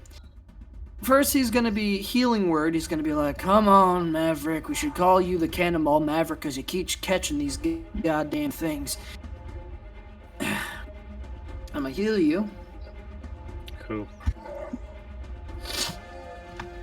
and unintentionally, oh nice, 8 HP. Okay. And as the guy's running out, I'm gonna turn and I'm gonna look at him and I'm gonna say, "Don't let the door kick you on the ass on your way out, coward." And I'm gonna unintentionally cast Vicious Mockery. Unintentionally. Unintentional, okay. Imagine killing him with an insult. He has That's to make the a whiz idea. save, I think. He That's the keels dream. over and That's has the a heart dream. attack. That's the dream. Yeah, he needs to make a 14 Wisdom saving throw. Cameras are That's like frozen 7. again, by the way. Oh, get that. I think I just have to go on to Discord every once in a while. Oh, Yeah. shit. Does that fix it? We'll see in a second. There we go. There we go. Yeah, we're good. They got a 7. Oh, Okay, they fail. Come on. it's just One hit point. This Your words person, really hurt me. however smart they are, they have a fighter's respect for themselves. And they rush past, and as you say this, they kind of turn on the spot. They've got no weapons on them. They're going to come forward and try and grapple you. What? We're going to make a strength contest here. Alright. Goes No right need to inside. be a sore loser, you. Then that's when I probably get grappled. That's when I probably String. get grappled. So yeah, you can make me athletics if you want. 4. 19. And it seems to me that means we're still in initiative. So, Lugos, did you say you had just had your turn? Which means it's... I didn't even. Wait, I didn't even get to do anything. Okay. You said he turned. Do you want to strike him now? He kind of comes forward and you see him grapple Shaw. He kind of wraps his arm around him, kind of in a big bear hug, lifts him a foot off the floor. Can I like rush forward and shove him really hard? I want to run forward and like do like a big like shoulder bash into him. Make me an athletics check with advantage. He's Sure. gonna make the same, apart from without the advantage. So Athletics. he gets a 15. Oh hell. Oh man, Two I'm natural so 20s. happy right now. I kept it going. Yeah, unnecessary initiative continues. I'm like, it's not worth. We already spared you. We outnumber you 6-1. You rush forward, you kind of nudge into him, and he keeps his footing. He's holding Shaw now. So that is your action. Do you have any bonus actions you can do? Oh, you can't even take a loss like a man, you little bitch. As a bonus action, I'll use my 2-weapon fighting, and I'll like bump him over the head really hard with like the wooden part of my bow. Just like. Duh. So let me roll a hit real quick with that. Incredible. Unarmed strike it. Unarmed strike it? Yeah. Unarmed strike it. Just punch him. Sure. Yeah, punch him. Oh, it's 11. Isn't a hit. Do I get advantage because he's Oh. grappled, though? No, that's not how it works. Yeah. He's not grappling. He's grappling me. He's not restrained, he's just grappled. Yeah. Okay. So, yeah, so you go and try and punch him, and he just manages to duck away. He brings kind of Shaw in front of you, so you have to like pull your punch at the last second, just to whack around his jaw. Is that your turn? We're back in initiative now, apparently. Oh yeah, that's the end of my Alright. turn. Well, that- All veteran style. right. Shaw, he's bringing you over here. I'm gonna give you no. one Oh, more no. chance for the God. make me a dexterity. Yeah, another contest. You can either go for dexterity or strength/athletics. Oh Well, man. when he leaves, Throw can I me get in an the lava. opportunity attack? Yes, you would do. Alright, I want to try to slash him with a short sword. If I can. Did I hit 15? 15. Let me check. No. Wow. You bring the longsword off. Yeah, It just okay. it it clanks off the plate armor he has on his back. Not piercing it. As he continues to carry Shaw. Sure, 17 is a number to beat. What you gonna check?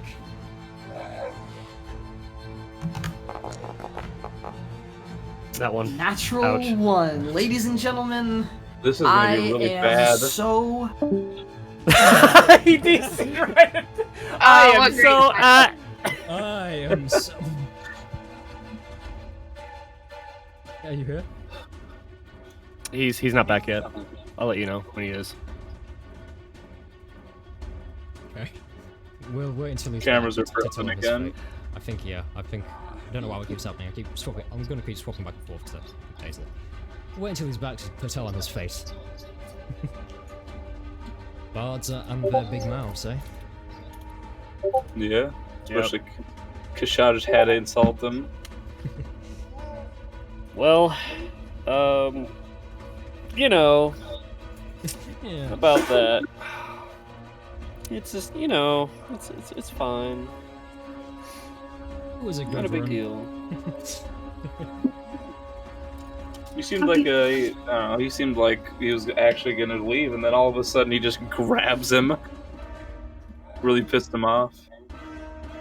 Is he coming back? Can't tell if it was intentional or No, I'm pretty sure it's just funny. rage quit. No, he doesn't do that. They kidnapped him so well that they also kidnapped me in real life. Yep, they grabbed Kashal away from us, and then And to anyone who is watching, if you want a chance at being the stream boss, make sure you drop a follow so you can knock 100 HP off and take the top spot. I believe donating bits and It does. and It is giving about giving 4 or a 5 sub times more. also helps to this. But Yeah. if you want to follow and move us close to our follow goal of 50, we are almost there. We've had massive growth for stream. I'm gonna give all the thanks to Luca. Can I point correctly? Up there, yes. Look up there. Give all my thanks to Luca. Truly. Don't worry, I would truly love to a, come back anytime you guys want.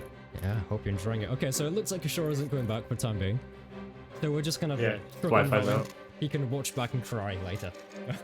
Okay, fair enough. You see, A it's just literal like he essentially dork in bare real hooks him, throws him onto the fire. He's gonna take 46 fire damage. Oh my god, I think he's unconscious. Imagine he rolls all 6s for it too. Luckily, no. It takes 13 hit points of fire damage. I think he's unconscious. I think that is enough to make him conscious. Yeah. Yep.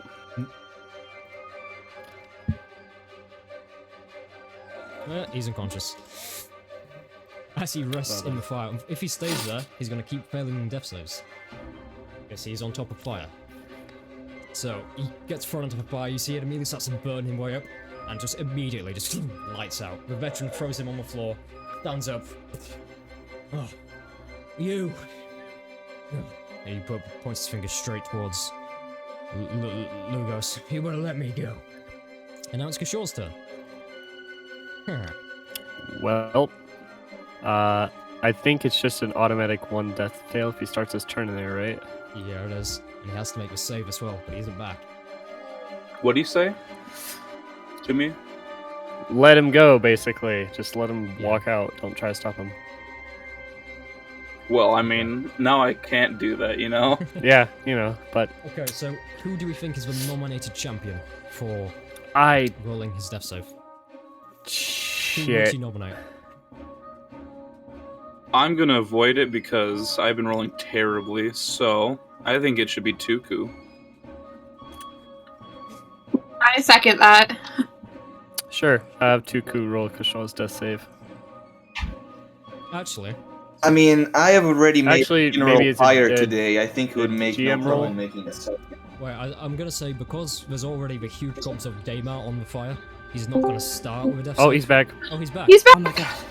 Oh my god. So, Hey, Alex, Welcome Kishore, back. guess what? You're that burning work? alive and you have a failed death save. Oh shit, nice. And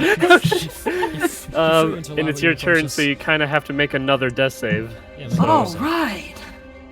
Let's win. Get a nat 20 and then crawl yourself out of the fire.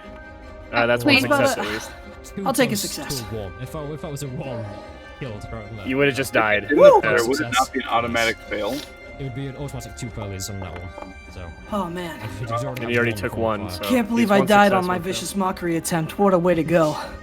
This bandit again is gonna 5, 10, 15, 20. He's gonna rush out the door. You see him just turn to corners. get Kishore out of the damn fire. This bandit here, he's already gone. Joy, it's your turn. You see Kishore just burning alive in front of you. Smooth talking southerner, engulfed in lava. Oh. Can I step towards him and attempt to pull him out? You can, but you may risk getting yourself in, so make me a dexterity check. Oh, fucking goddamn it. Alright, can we have a stream goal that people donate so we can get a better router? Yeah. Yeah. Right. Kishore's Wi-Fi. Just, we need to buy That's this a good man a router. He needs to talk to his ISP and I'm say, hey, can you send me a new sorry. modem? I'm You know your internet sorry. service provider is obligated to give Yeah, you a new that's router fine. if you ask for it. You Okay. bring Kishore right out of the flames, bring him just over here. You kind of you grab him by his legs and actually, as you do this, the leather kind of pipe affixed to Damon's chest snakes out, fires in the air as Kishore unlodges it, and you see him begin to kind of on the floor. But you drag him out to safety. Awesome. And let's see. I want to make a mad dash. For the treasure. Oh fuck yeah! It's like, it's not like he's still Fine bleeding now. out. Well, Okay, what are like the largest things that I see? Oh, I'm happy that my well-being is Just secondary. drags Thank him you out. for saving me. that's okay. I can heal him again. Yes, you're going to a treasure. Oh yeah. Yeah, I think she is, but that's It's mounds okay. and mounds of coins. It's, well, I won't say it's unlike anything you've ever seen. You probably might have actually seen this before, but it's a lot. Do I see any jewels or anything besides just gold pieces? You do, but in your 6-second initiative turn, you can't really have a look too closely. Your eyes cannot kind of take it all in that closely. There's so much glinting and reflecting, it's a sight to behold. Okay. So, yeah, I'll just, for the rest of my turn, I'll just be looking around trying to find, like, the biggest pieces. Okay. Maverick. Your turn. Well, alright. I'll use my last of my Azamar healing. This time it's my healing light. I heal someone equal to my level as a bonus action. So he gets 4 health. Kishal gets 4 health. Okay. Kishore, That's it. you're on the ground. It's not much, This is, but again, you're a not burden. dying. It works its way up from your legs, and these burdens slowly begin to subside. You've still got these blisters on your skin, but I know where he is popping in now. But sure, you're up. You're back to 4 hit points. Yep. Four He has hit 4. He has points. 4 health. That's all I can give him. I That's didn't mean to step enough. there. I didn't mean to That's step enough. there. So as my action, I'm debating. I have my hand raised. Like I'm weary as hell too. I fell unconscious for a while too, and you know. Can I just say, from an in-character Yeah. standpoint, there's still the words very much of your patron burning into your head from I know. previous. I very much know. I have a crackling beam, like forming at my fingertips, pointed right at him, and if it's force damage of Eldritch Blast, may I choose to knock him unconscious, aim for the legs, You may. Or Okay. even the head, but just like a knockout blow. or just like the legs or the chest to either knock the wind out of him or cripple him. I don't want to kill him. Roll 2 for me.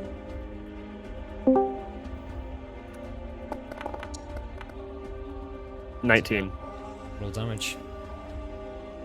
I have agonizing, so I'm gonna add 3 to this. It doesn't show it, but 5 force damage. Okay. So you have this eldritch energy weave from your fingertips through the air. I'm aiming at his face, and then His I just face? move down Yeah, so at the last to his second, like mid-range. head right to the center of mass, and it just absorbs on the plate arm. He takes a few steps back. This eldritch energy just dissipates all over his armor. He's still up. Hoo-hoo. Your turn. Move here. Hand raised again, pointed right at his chest. Prisoners. Where are they? And yeah, I'm just gonna keep trying to non-lethally put force damage into him until he spills information, or helps us like get the equipment we need to break him out. The Tyrannim are. Yeah. Just turns. We're in the dungeons, okay? We're locked up. There isn't a guard there. We're all here. Just You take have them. keys. You I have have keys. I have keys. Drop them. You see, he unbuckles his last string keys and he just please take him.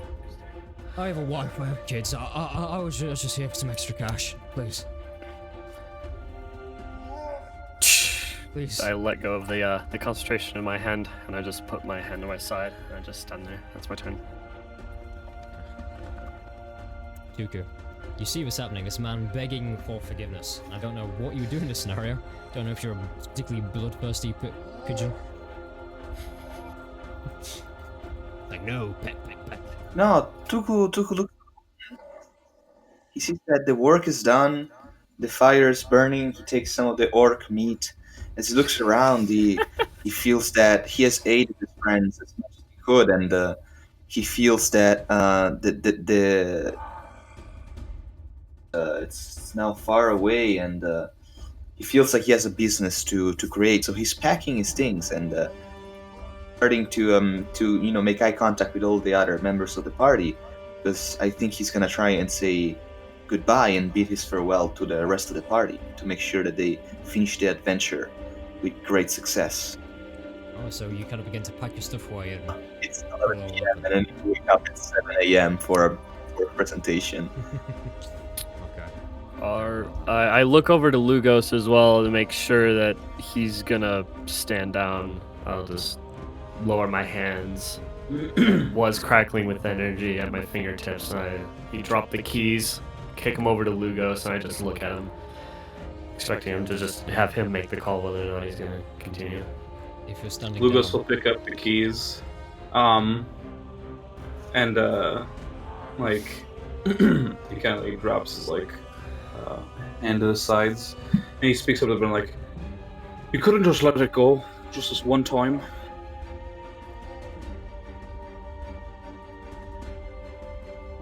no response. Are you talking to me? No.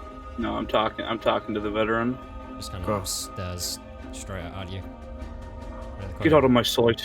Go on. Get out of here. Keeps his head low, dashes off. And with that, we'll end initiative. Finally. I we look had like to, a mini initiative there. Kashaw Yeah. with his mouth. I look to Tuku. Like, so just like that, you're leaving? Ain't nothing to it.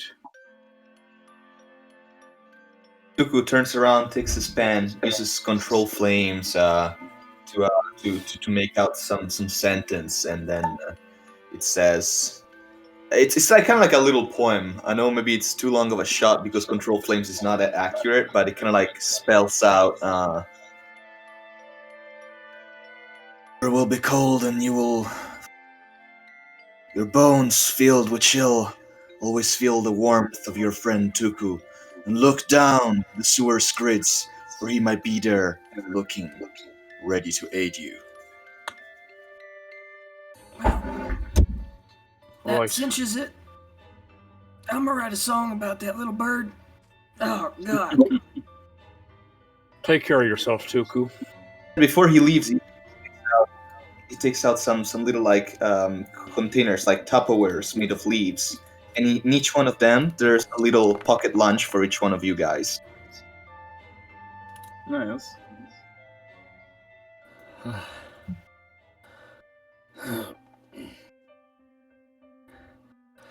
Thanks for Lugos the like help. takes it, Tuku. holds it up. Nods to him. Sorry, go ahead.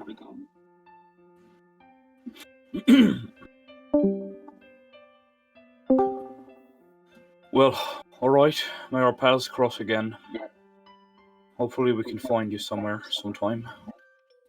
Take care of yourself, little birdie. Fly fast. From the other side of the room, Joy yells, "Safe travels!" I want to go over to Kashaw on the other side of the pillar, hoist him up, put his arm over my shoulder this time instead of the other way around. Come on, mate. Man. Oh, let's hope your legs work better than your mouth. Oh, my mouth works fine. Just not well enough sometimes. It's fine. And as you We got pick keys. Shore up from the side, you see the small bird shape of Dooku with a cloak waving behind him, the fiery crest on the head slowly dwindling down as the doors open, and just kind of tottering out into the still morning air. And obviously there's the various guards who have run away, and in the distance you hear, "Ah, subliminal spirits!" These guards are still terrified of this small... Before I go back to the earth, I would love to still spook some townfolk and guards. You're just gonna stay around causing general mischief.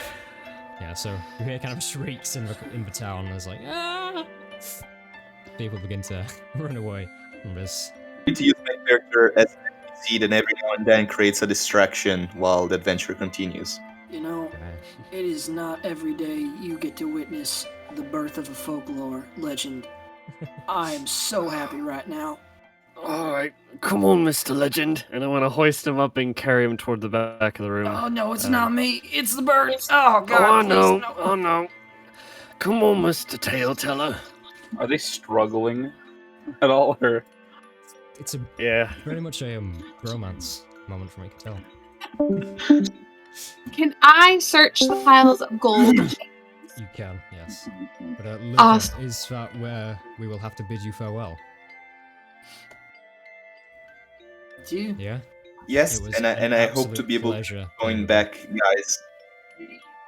Hey. Yeah, it was I'll an even go so absolute, far. absolute pleasure. You. Tuco was Thank amazing. you. Bye-bye. Pleasure to have you Thanks on, for Luca. saving us. Thanks for being. I wish you a very good session. Goodbye. Bye-bye. Bye, man. The single-handed best bastion of hope that we had. Well, I There he tried to goes. do a video disappear, but there he goes. Oh no, the icons have gone.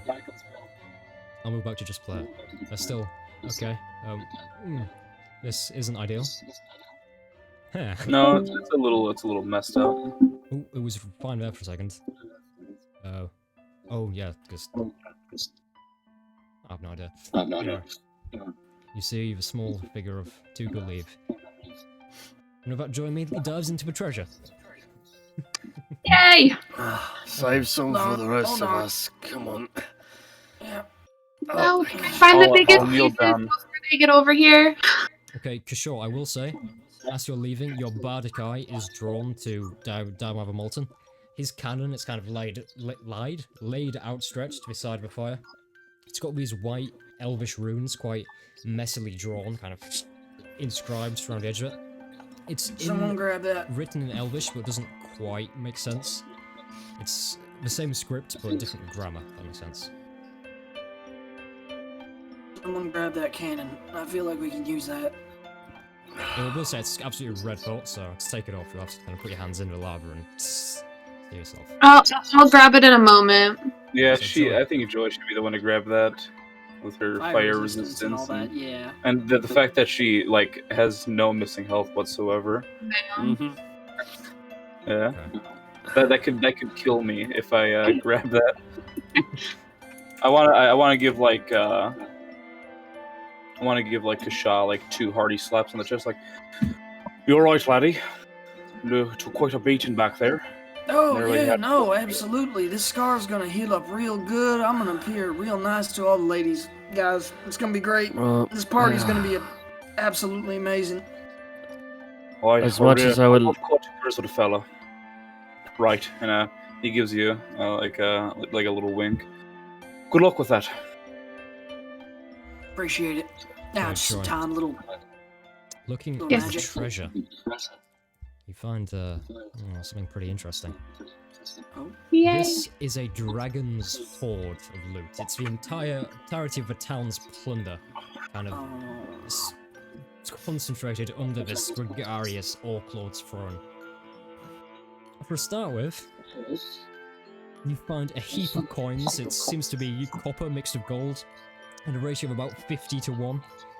With that, you find 568 gold pieces, and 27,763 copper pieces. Oh my gosh. That is so much.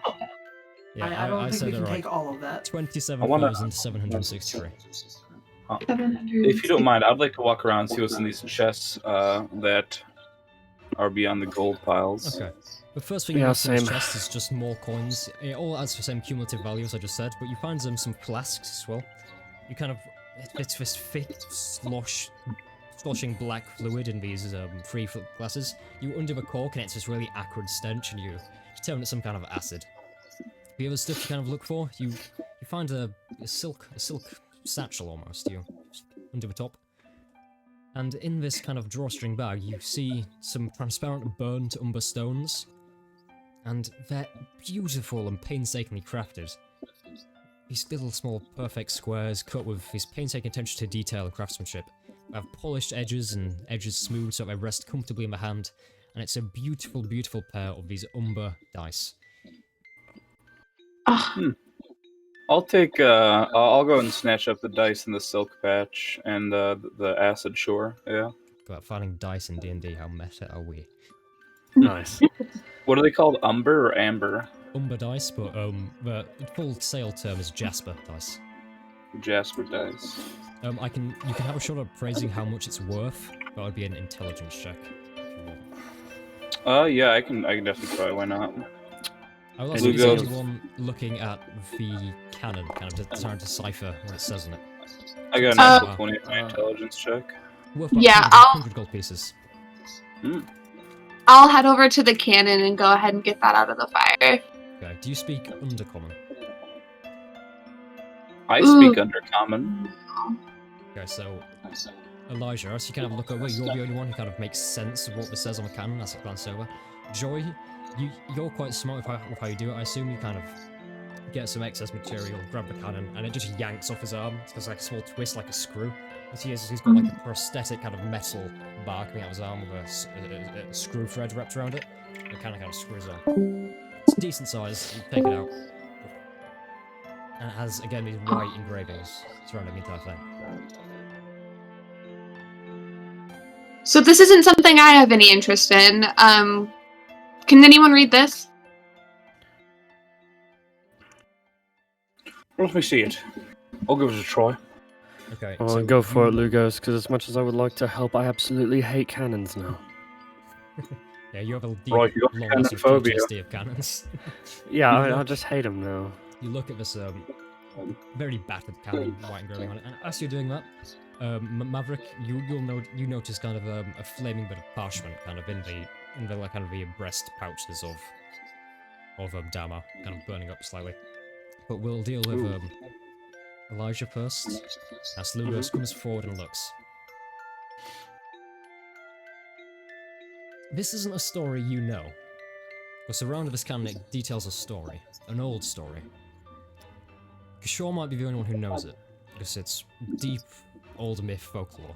It tells the story of the Stahl. It was a great warship from the Origin Wars brought forward by the forces of Vecna. It was a hulking beast said to be almost 150 meters long, the most devastating armament ever put on a ship. It was made to lead Vecna's forces in his cruel war machine. It was made to rule the seas and instill fear in everyone who saw it, and to that end it worked perfectly.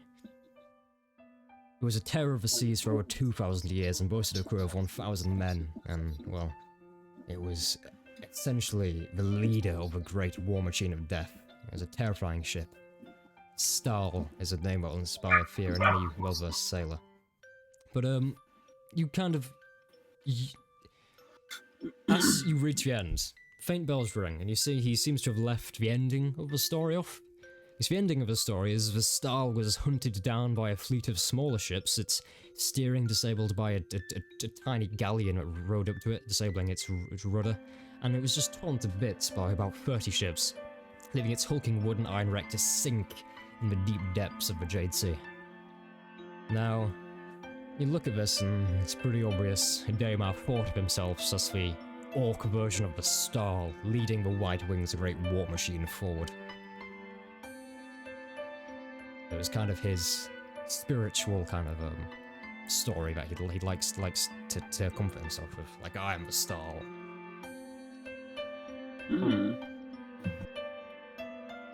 Interesting. And as I said, I Maverick relay at the same all of time, that to you the see party. you see this kind of burning up, a piece of parchment burning up on his breast. Just Reach yeah, out, snatch. snatched off and well, my friends, you need to check your Discord messages. So I'm giving you a letter to read. Excuse me. Well, that means the images are going to go slightly weird for just a second. My apologies. Also, Okay. no, I know that we're doing things, but I'm going to be checking out this bookcase over here. Oh, Mr. Lore Bard himself. Yes. Oh, for some reason I cannot. Where? Okay, right. Sorry. I wasn't aware there would be so many technical difficulties with copy and pasting an image. See, if this were in person, I would just give you a paper handout, but can never be that easy, can it? There you go. Okay, so you're checking out the bookcase. Roll investigation for me. Okie dokie.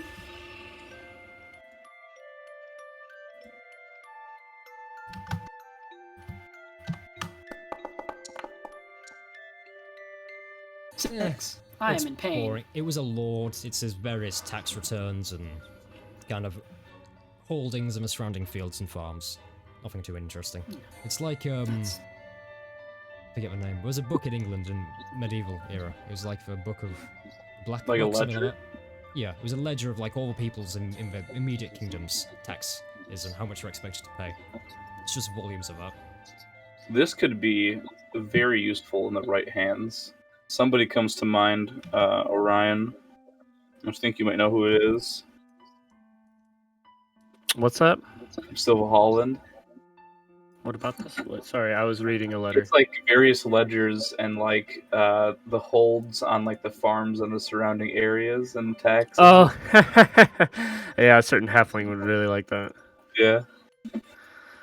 Could I go I'll, to the other side of the room and search over there? Sure. I'll pocket this letter for now. It's something that probably needs to be addressed to everybody when we have a moment. Roll investigation for me.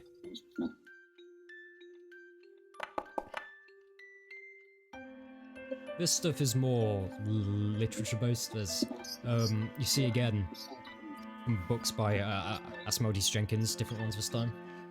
It's, you see an encyclopedia of the world, which is quite interesting. It's like a full kind of Encyclopedia Britannica set, but like Encyclopedia Avalon. Like these 15 volumes just stretched forward across the top shelf.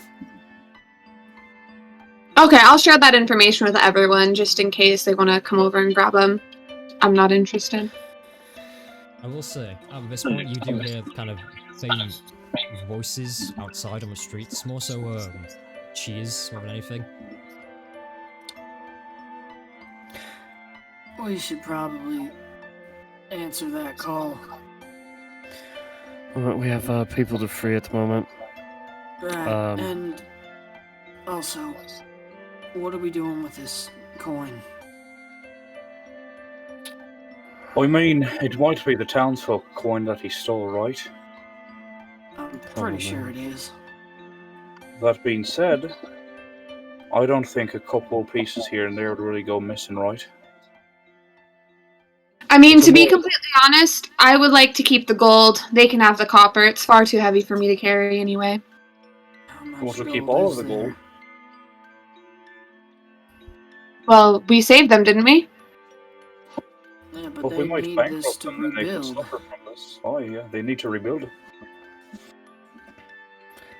I take How- 1 gold piece from the pile, turn it over in my hands, and just put it in my one breast pocket in my shirt.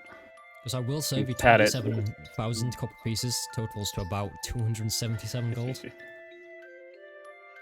Yeah, Right. I'm gonna leave the copper, but I'm gonna keep the gold. How That's a much lot gold of is there? There was 568 gold. So that's about 2/3 of it. I mean, if we want to split that up, that's their decision. I'm not gonna stop them. Lugos will take like 5 gold coins and then walk away from it. He's gonna start moving towards the stairs towards the jail. Okay, so you're gonna start heading out. As you kind of open this far gate, you hear a... Well, you don't hear her. You see that's just... The doors blast open. A few kind of ragtag figures bound in with swords drawn. They're just there with this long, disheveled hair, wearing nothing but these rags on their feet. Prisoner burlap clothing. I'm gonna come. Oh. Are you the ones that killed him? And points to Who the dead arm on the floor.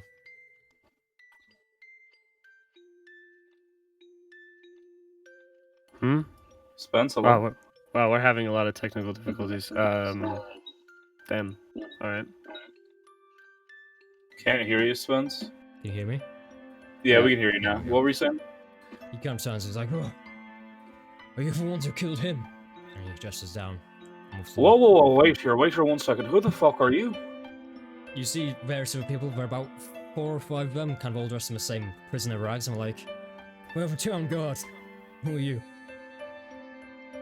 Oh. How the fuck did you get out? I didn't have time to get to the fucking prison. I don't know, but it was this evil, vengeful spirit came and killed the guards and let us out. Oh, you were the one that killed the bloke over there. We took care of your little bandit problem, your white wings. Oh, thank you. And he kind of slumps down against the wall. We were too weak to deal with him. Thank Just you. breathe. Thank you. Oh, you're welcome, mate. Don't worry Did you about have it. anything to do with that weird little bird?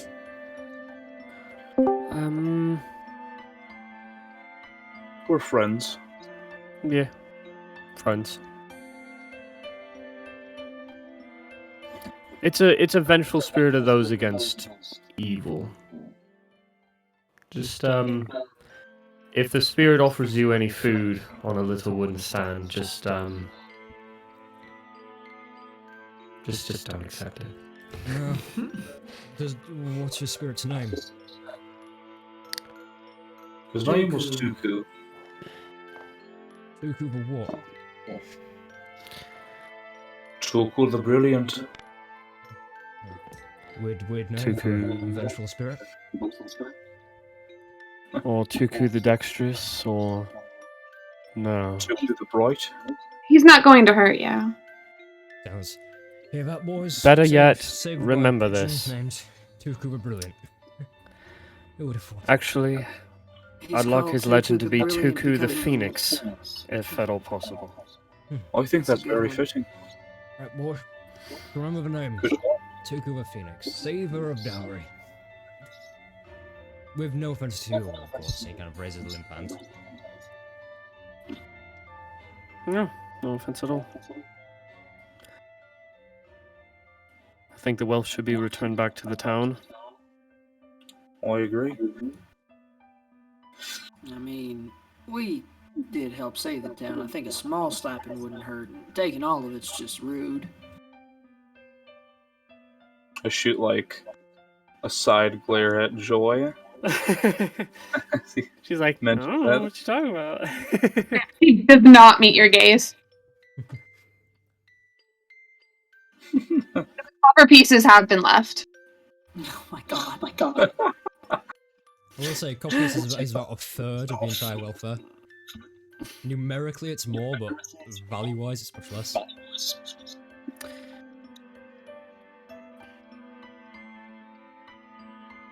You All see right. as for Tyrannum get up and maybe I'm gonna turn and I'm gonna look at Joy. How much coin do you really need? Well, I mean, there isn't an exact number. Well, I didn't expect an exact number, darling. I'm just saying. A Could bit you of a take rhetorical. Could you take about 100 and walk away? I could settle for half. Oh, good God. You know what? Fine. You can discuss that with these people. I'll walk up to whoever seems in charge of the current prisoners with a tear in him. Take better care of your town next time, huh? You got good defenses, use them. Oh.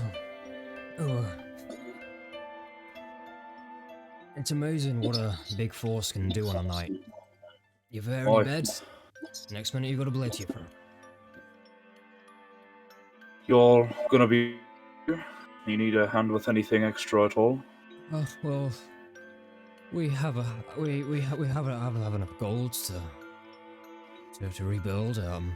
We haven't lost too many people. People have been safe inside their houses. Yeah, we'll be fine. We'll make our way. Alright, I'm gonna report back to Admiral Grease, or the Grease Admiral. I He was could just probably about to offer say. you an extra helping hands with all your rebuilding and whatnot. I was just about to suggest that, Lugos. I think the remainder of the 24th Regiment would actually be a great addition for the rebuilding of the guardsmen of this town. Aye, absolutely. I'm sure they Besides, would we be have- thrilled to help out. Yeah, we have somewhere we need to be anyways. You're How heading. long did this little expedition cost us, anyways? It's just turning noon at this point. Nice. An 8-hour journey there. If you set off now, you'd be there at 8 o'clock at night. With a good night's sleep, probably at the estate before the actual party itself. Let's go pick up Leah. The ball Cass is and get tomorrow moving. night, right? The ball is tomorrow night. Okay. Yeah, we have like 30 hours or something. Okay. We That's should probably super have good. that connection soon. If we So, don't heading sleep at all, we can definitely get there. But No, we need to sleep. yeah, I would say Did so. my a question? Did my new set of chainmail get caved in the chest again? Do I have to find another set in this box? This is going to be a running joke where I got to change armor every other session. if pretty much all the links, kind of from like the center of your ribcage to your shoulder, were like to your right shoulder, were torn off. Like so you've got like a large gap here. It isn't completely broken, but it's damaged. Anything in these chests for that? Maybe a smith set, Unfortunately so I can start repairing my own armor. It doesn't appear to be now. Maybe I'll What take about off on the gold so I can buy a smith set. Can I stealthily take out 100 of the gold and set the rest back without anyone noticing? Roll sleight of hand. Just kind of let it fall out of your pockets. Oh my No, god! you I kinda just, got like- through to her. Yeah, Shing, yeah. shing, shing. It's not Awesome. roll too tired. You just quickly deposit it back, and you're all set to go. I walk past the Tyrannim guard and I give him like a hearty pat on the shoulder, like, take care of yourself, mate. Good You luck. too. And I head out. I hand him the set of keys as well. Be like, just in case anyone else gets locked up again. Oh, Lugos has the Thank set you. of keys, actually, I think. Oh, I forgot I kicked him over to you. That's right. I'll do that. I'll hand him the set of keys before I go, for sure. Thank you. And I assume you're heading out down into town. Yeah. Before I go, I'm gonna look at the guards and I'm gonna be like, I'm gonna take a small step in because I almost died like twice. I'm gonna take 50 gold and then I'm gonna walk out. It's like, wait. Oh. Fine. I have the one gold piece in my in my shirt pocket. So you head back into We're- town. You see the palisade has been raised. Pretty much all the guards have just left. You see kind of a few silhouettes from a far distance in the hills, kind of just running off into the wilderness, completely scampered. You head down into town. You see, well, curtains have been drawn back from windows. People have begun to emerge from their houses. Their doors are beginning to creak open. You see people coming out dressed in relatively simple garments. One kind of, well, quite a few people as you walk through a center of town come up to you like, thank you, and like push coins into your hand. You'll get like 6 copper pieces each as you go through town. Various I'm people come up, not "Thank gonna you, accept thank any you." of it. You're gonna accept any of it? I don't want it. Various As we're people kind of walking- hugging each other and As we're walking, I am going to start playing the song that I started making up during the battle after the battle. yeah, so you're just there kind of strumming chords on your guitar, kind of trying to find what's right. You tell the story of Tuku the Phoenix. Oh no, this is the battle song. Tuku the Phoenix is is a that? song I have to make. I don't So have it's a enough battle time for song. that right now. You just kind The of Battle of Daymar the Molten.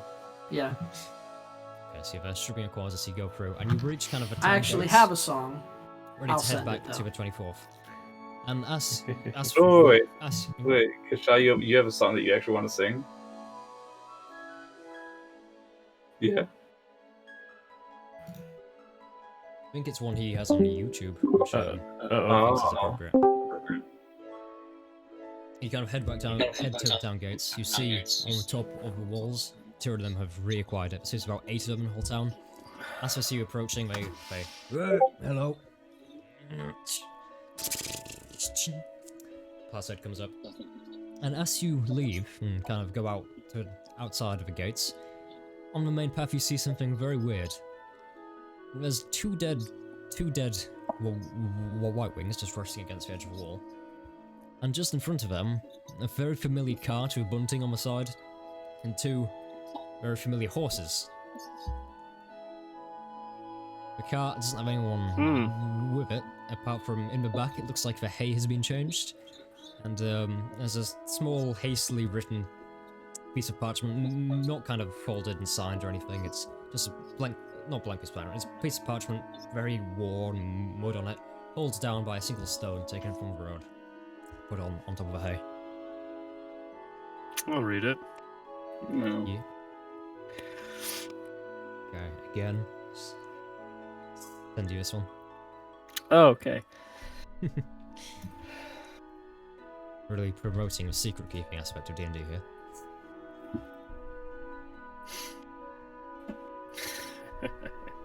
This is our cart then, yeah?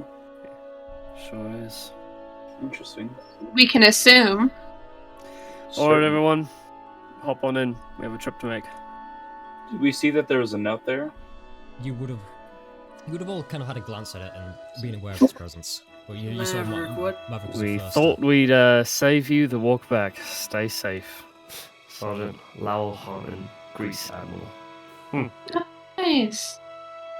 Nice of him. Where's late, Cass? Interesting. He's asleep on the Probably. hay. It's quite out of character for him. The hay, obviously, but I kick him really hard in the head. he wakes up. Just like. He wakes up babbling something about an evil god. It's a murder. I don't kick him. I don't actually kick him. That's what it's called. Yeah, he's just asleep. He obviously missed the call this morning to come with you all, so he's got kind of a guilty expression as he lays motionless. Nice. Alright, saddle everything up. Make sure the horses are fed and get going to town. Make sure everybody's climbed in. Okay, Mhm. climb into the horses, not into onto the car. Oh my. Inside the horse. You What cut is up this, in a the Revenant? tauntaun fucking. It's cold. Cut him up in like a tauntaun and climb inside. Yeah. Smell bad This on is the what happens outside. when we've been talking for like 4 hours. Don't mind me. You climb onto the cart. The horses are reined up. A few of you climb in the back with now fresh hay. It's actually quite nice and soft, like the stuffing from the pillow. You climb in. That's nice. Who's taking the reins on the front? Like, 3 people at most can fit on the front. I'll be up front this time. Last time I was in the back. I'm sitting up front, but I'm not necessarily taking the reins. I'm sitting in the back, and I'm going to play a song of rest as we travel. I'm going Hey, to. healing. Yeah, I'm gonna take. I'll take up the reins. So, sure, can I imagine you're kind of on the back with your legs kind of dangling over the back of the car as you travel, kind of just playing a guitar? Yeah, That that's is some perfect. train car vibes here. Yeah. That's obviously those who are on the front get up, take the saddles, and the horses go begin to depart. As your cart gently pulls down away from Dalry, you see some very recent other cart tracks. Looks like 2 carts pass through here. And you obviously assume it's going to be on about the 24th who dropped your cart off, and you see as their trucks slowly merge and head down towards the forest where the 25th is. As you head forward, midday to an 8-hour trek onwards towards the estate of Arvis Bell and the winter ball as a full moon approaches. And with Oh that, boy. I think we'll end it there for the night. Cool. Nice. That was a big one. That was a big one. Push back to the smooth jazz. Okay. Okay. I wonder if we level up at all. Nah, I'm just messing with you. Not yet. That's some wishful thinking, Okay. friend. Any pressing Man. questions about the session? Anything not cleared up, or feel free to put that one in the storage and move on to the next. I just want to say I'm so sorry for the technical difficulties. Alright, it's fine. You Remember gotta when get I your new router or something, man. Remember when I said I was gonna do something nutty and I tried to like launch myself off that guy with Zephyr Strike? Yeah. What are we trying to do? What I was gonna do is I was gonna go to Daymar the Molten and I was gonna shove a fire flask down his cannon and then tell somebody to like light it if I wasn't able to light it myself. Okay, yeah. It would have been an interesting plan. And Yeah. it would have probably worked. It would have just blasted it open. Anyway. Yeah.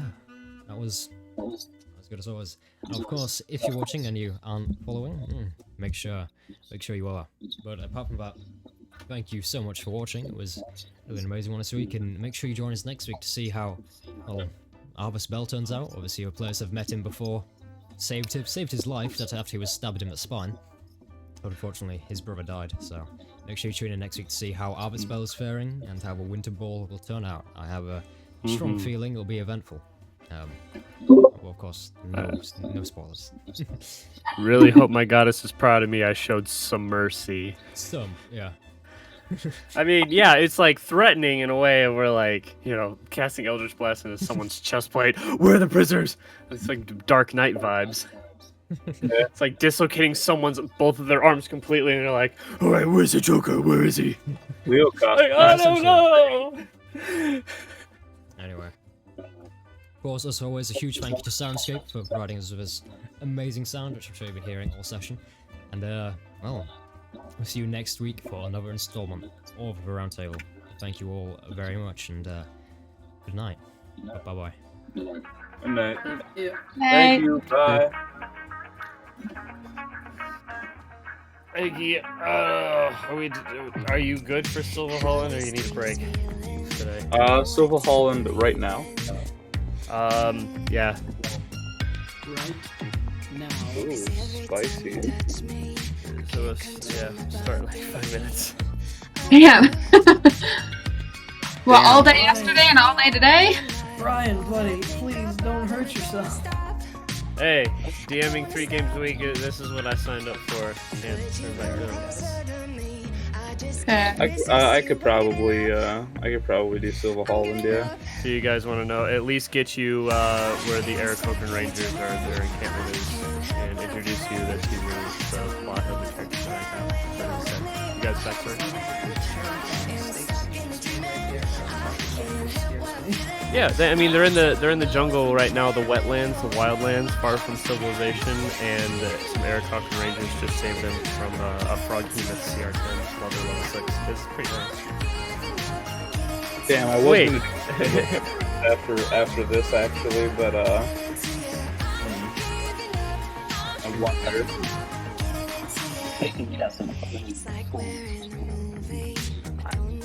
I don't know. I'm just gonna guess Exactly 8. 13.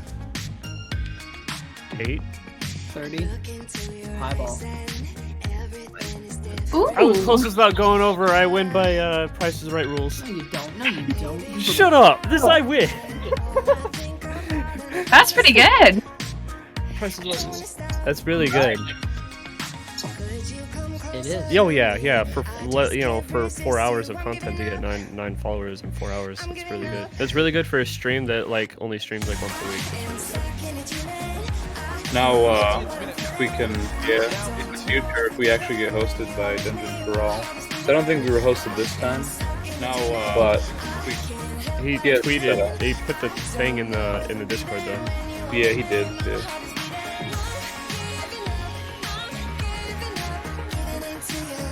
Oh, auto host doesn't show up on alerts for us, but it just shows up automatically on their end. Auto host. Streamlabs doesn't show auto host because it's not manual. Click the host button and send the alert. So we were probably hosted. I am gonna go, guys. Alright. See you. Oh, call your ISP and see if they can come fix up your stuff and see how much that'll be. Yeah, So I can, thank you. and then let me know how much. ISP. Yep, they were on our stuff and see how much. Alex, let me know how much. All right, I got 5 minutes to prep for Silver Holland. I'll see you over there. Bye, guys. Bye, see ya. Lovely.